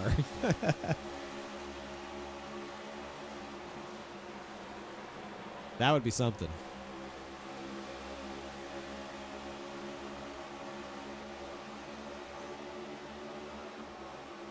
Apple's VR headset's $3,000. Yeah, like, it's crazy. Absolutely nuts. I don't know, man. I'm at the point where I would rather see a game that doesn't have the greatest graphics of all time, but just be fun. I don't need the best graphics. I just want it to be fun, man. My fault, Taylor. If we're sacrificing fun and gameplay for trying to make that extra little glimmer look 16 times the detail, it ain't worth it. Just give me fun games, man. Give me fun games that I can sit down and play. Y'all hear about this stuff that EA's talking about putting ads in video games? They a couple of weeks ago they started talking about Andy Wilson that runs EA. He's talking about putting ads in video games. Didn't Ubisoft do that? Somebody did that. It might have been EA that did it. I don't remember who did it. It was like a fighting game or a boxing game or something. They did that. And everyone lost their mind. Rightfully so. Imagine playing a video game and seeing an ad for something before you play the game. Or like in between screens. Or during a loading screen. Imagine getting an ad.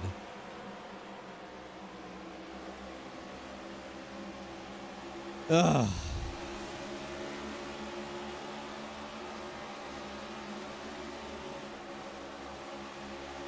Oh, I see it, Presley. I see it.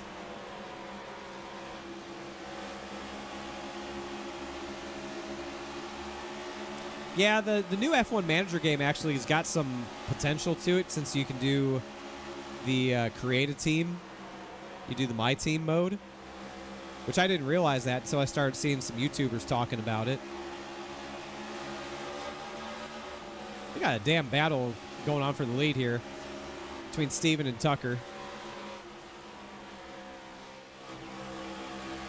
Just like Dover all over again. Oh my God, he murdered him. Yep. Oh no. Oh no.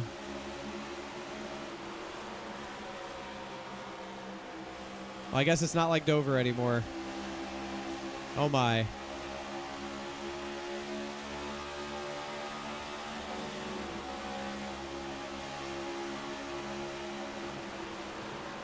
I think we've got a pissed off Tucker Minter behind the wheel now.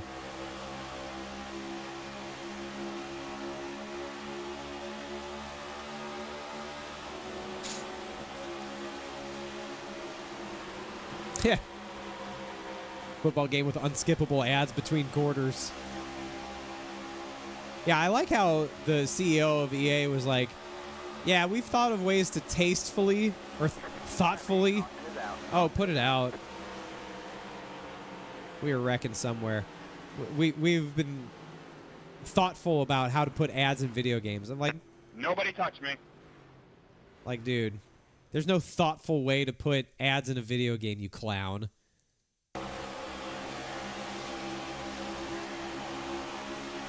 Oh my lord, what in the hell? Oh my God.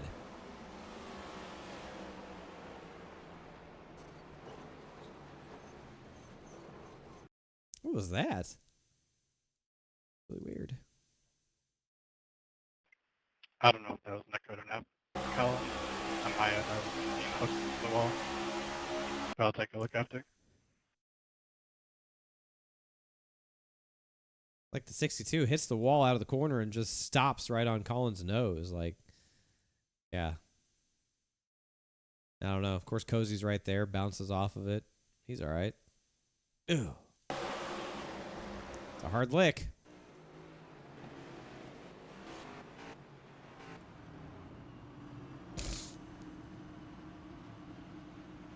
About 15-pound back pit. What's my Twitch account? Twitch.tv/Shieldhouse. Sonny.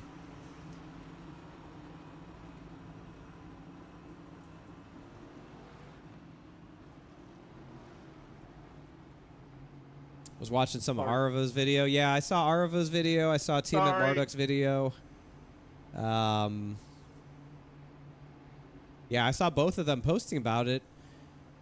And that's how I learned that there was a create a team mode in the F1 Manager game. So I think that game desperately needed a create a team mode in it. I think that really expands the game a lot. I think that really opens it up a lot. And I think that would... I don't know. That would get me to consider buying it. I didn't buy last year's because I had just bought the year before. Like, I didn't need to buy it again. I didn't feel like I needed to buy it again, but I would consider buying the new one for the My Team. You know, we loved doing the My Team and F1 games when I was making YouTube videos. My Team was the mode that we did. More fun. Feels more personal. It's like a career mode, you know? That's why we love those modes, because we feel attached to it. It is ours. It's our name on it. It's our baby.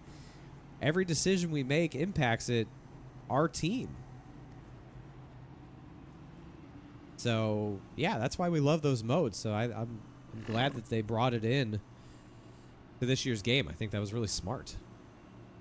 Hey, there he is. Hey, Sonny. Welcome to Twitch. How we doing? Hello. What do we think about this pit stop?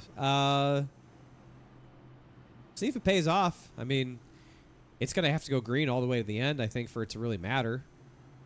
Casey hasn't even gotten the lucky dog yet. One more yellow in case he gets the lucky dog. So I'm kind of split on this. I want this thing to go green to the end so maybe Malik can try and scam some spots with fresh rubber.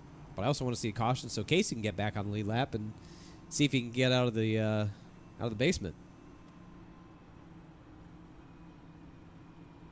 Guess we'll see what happens here. They're gonna. It's only gonna be what?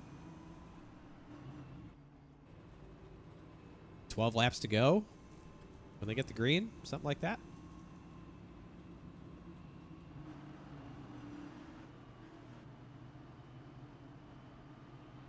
At least Andretti might get into a F1 game now. Who knows? Who knows?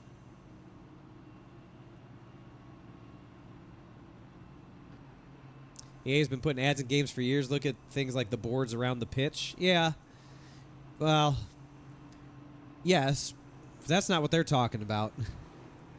I think they're talking about actual interruptions or screens you have to click through advertising something before you play the game, or in between load screens, or something more intrusive into the overall experience of playing the game. That's what they're talking about. You know, a static ad on a billboard or, you know, signage board in the game, not a big deal. You could say that there's advertising in iRacing here at the racetrack, right? It's in the grass right there at Bojangles or Tums or whatever. Like that's how I look at it. It's just a part of the stadium. That's not really advertising. They're talking about intrusive things that are intentionally placed in the gameplay experience that forces you to acknowledge the presence of a brand or product.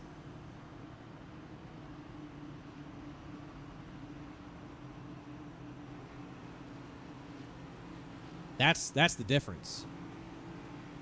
Versus, you know, from what they're doing right now versus what they want to do. And the fact that it's EA who's championing this and like leading the charge on how to put ads in video games gives me all the scaries in the world. I mean, if there was a company that was perfect to do the scummiest thing ever, it would be them. I don't. So they're probably going to execute it at the highest not anymore. level.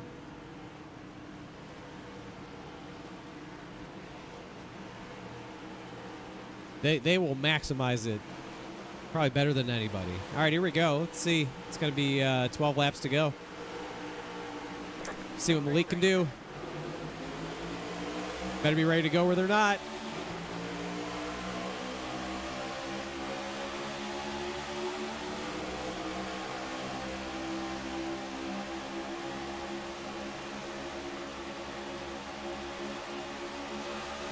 Oh, man.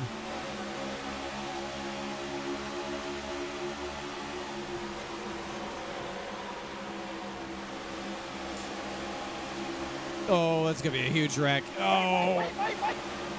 Get through it. Get through it. Get through it. Get through it. Ow! Damn it.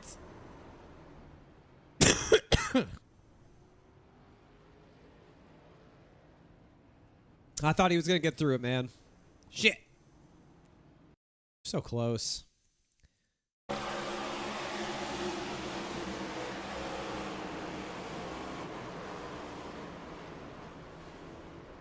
Well, I think Casey's good for the lucky dog. He was a million years behind the wreck. So Casey should get the dog.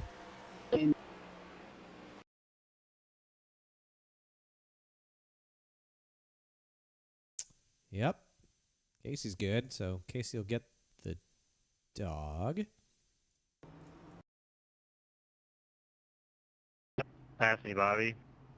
Donnie just dropped out of the race. Lost his connection. Not good. He was 14th. That sucks. What is happening? Yeah. Lucky dog coming out here.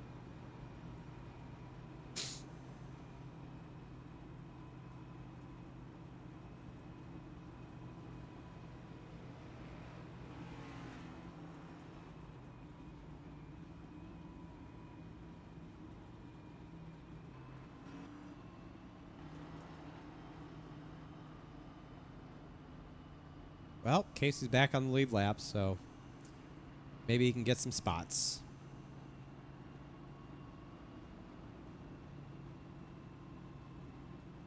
I should be spotting for somebody. I used to. I spotted the series champion last year, Steven Wilson.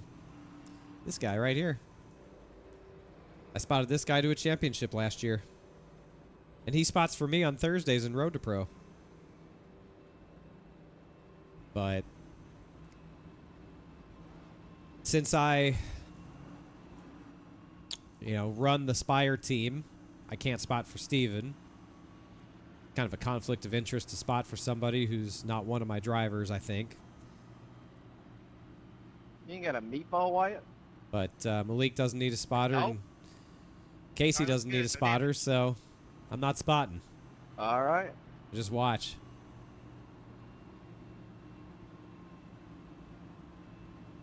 I don't know. People have told me I shouldn't worry about spotting for somebody other than a Spire driver.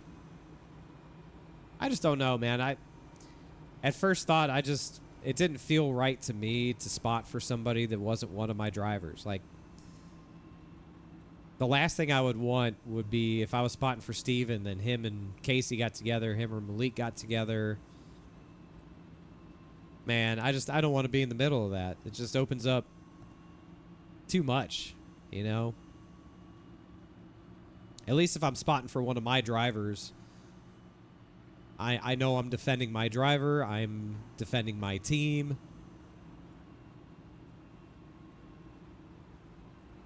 I don't know. I felt like I had to draw that line there. As much as I would love to spot, it's really fun. I know you guys loved the spotting streams last year, and I enjoyed doing it. But I don't know. It didn't feel right to me to do.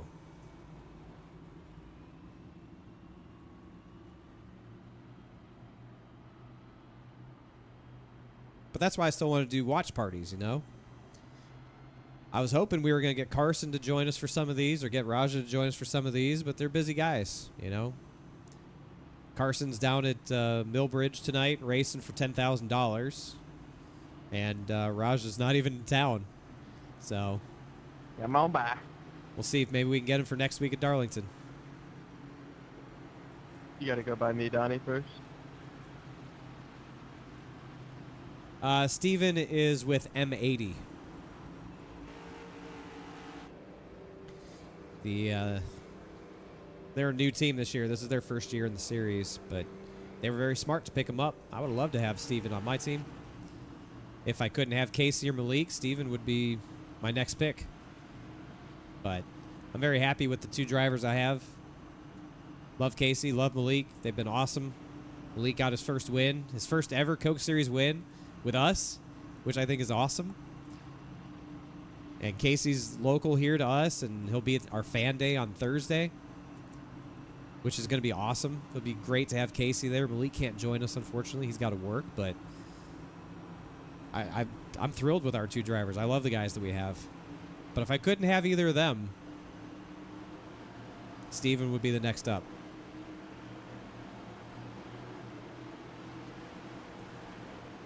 All right, here we go. If you guys could just bunch up as close as you could, maybe appreciate it. 7 laps to go here. Yeah, it was a special moment, man. Very special moment. Green flag, green flag. I love Steven. Great kid.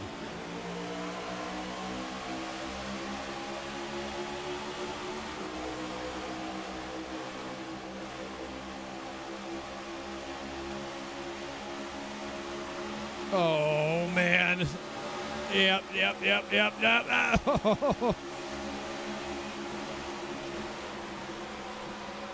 Gotta trust in that outside, Malik. Gotta trust in the outside. Oh.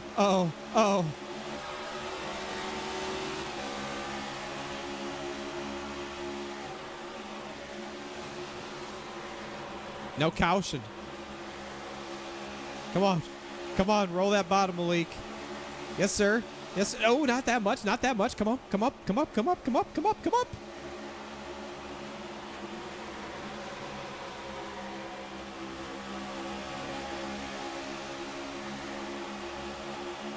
Bonk. Yep, clear. Come on.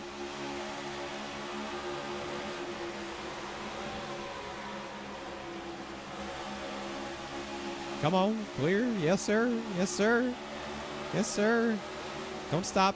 Don't stop. Oh, yes, sir. Use those tires, baby. Come on. Come on.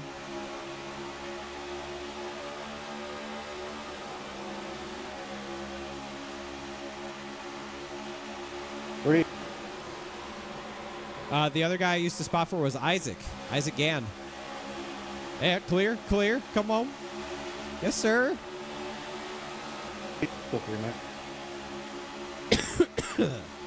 Isaac Gann back in the day. Yep, come on. We can get a top 5 out of this, Malik. We can get a top 5 out of this. 3 laps to go. We can get a top 5. It's right there. Just think about the pass. Set it up. There you go. There you go. There you go. Gotta slice and dice. Gotta slice and dice. Ooh, yes, sir. Come on. Clear. Come on. P5, baby. Come on. Come on, baby. 2 to go. Give me a couple more.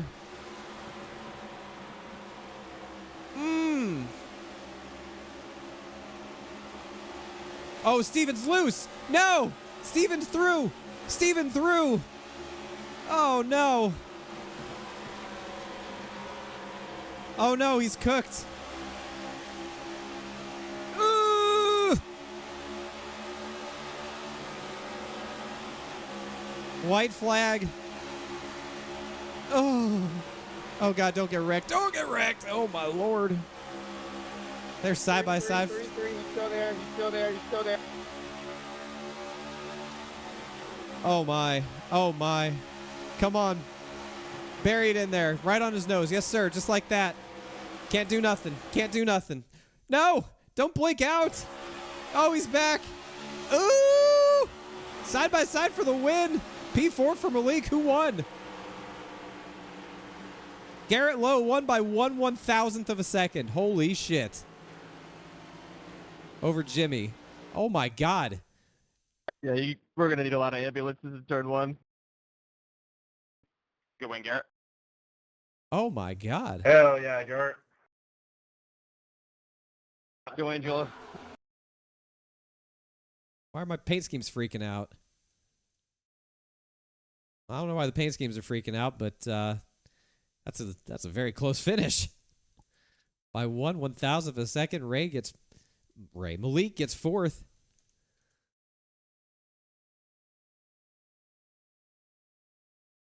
Where'd Casey finish? Hey, Nick, 28th. thanks for leading the way there. I was just following you all the way. What a run by Malik. I'm so proud of him. What a great job. Now, what the hell happened to Steven?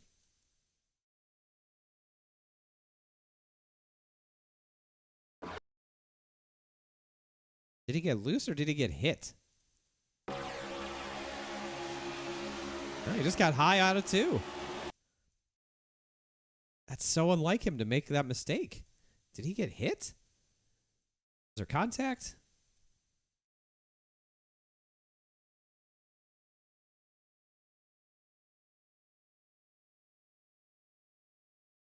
Like, I don't know if he just got tight or what, but he just did not stay on the bottom.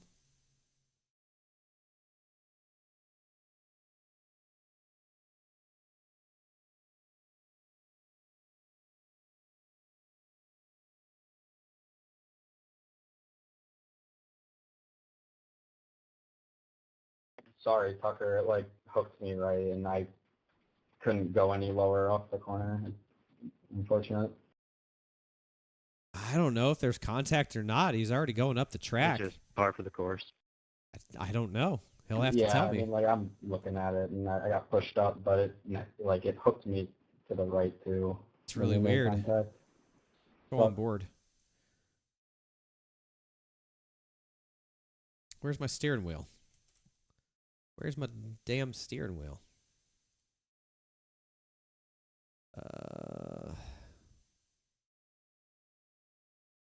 No steering wheel. Let's watch the steering wheel.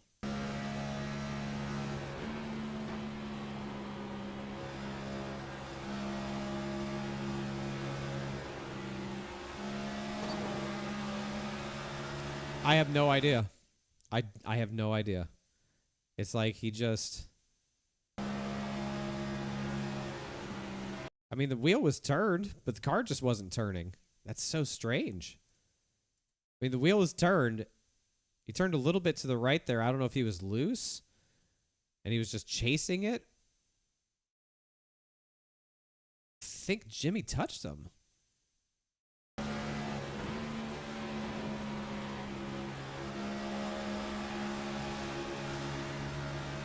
Or maybe he just pushed him in just the right way. I have no idea. I really don't know. That's wild. He'll have to tell me. He'll have to tell me what happened.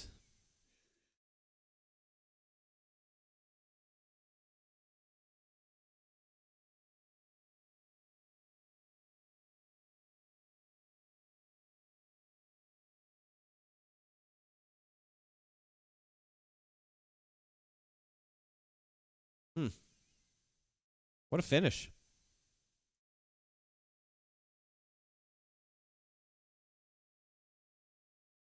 Yeah, like all my paint schemes just died again.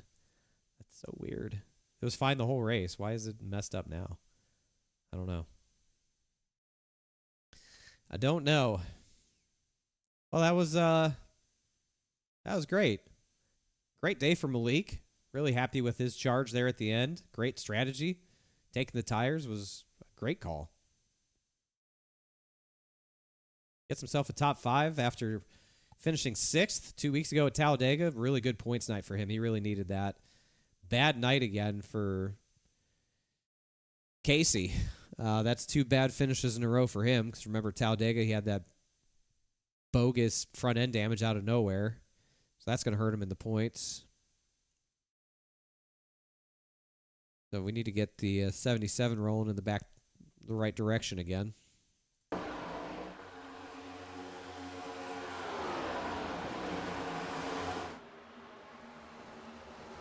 Oh, damn. Lowe just drove through him going into 3 and moved him up the racetrack. I didn't even see that. Wow.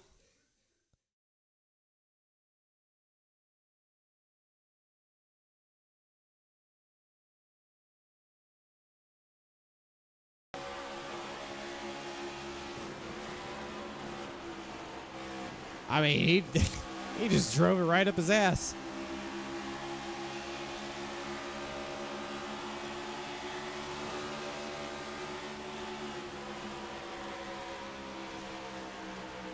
Huh.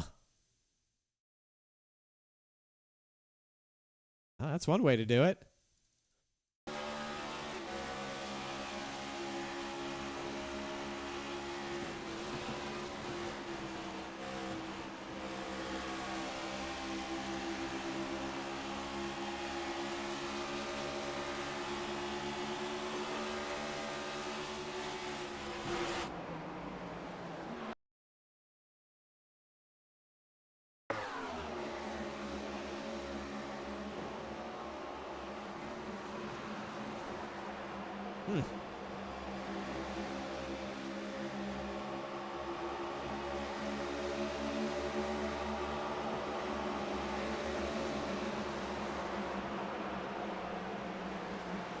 That's one way to do it.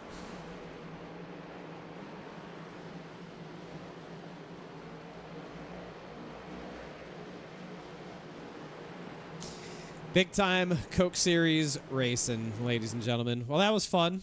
Fun race, long race, but fun race nonetheless. Man, heartbroken for Casey. He deserved better than that. That's a shame.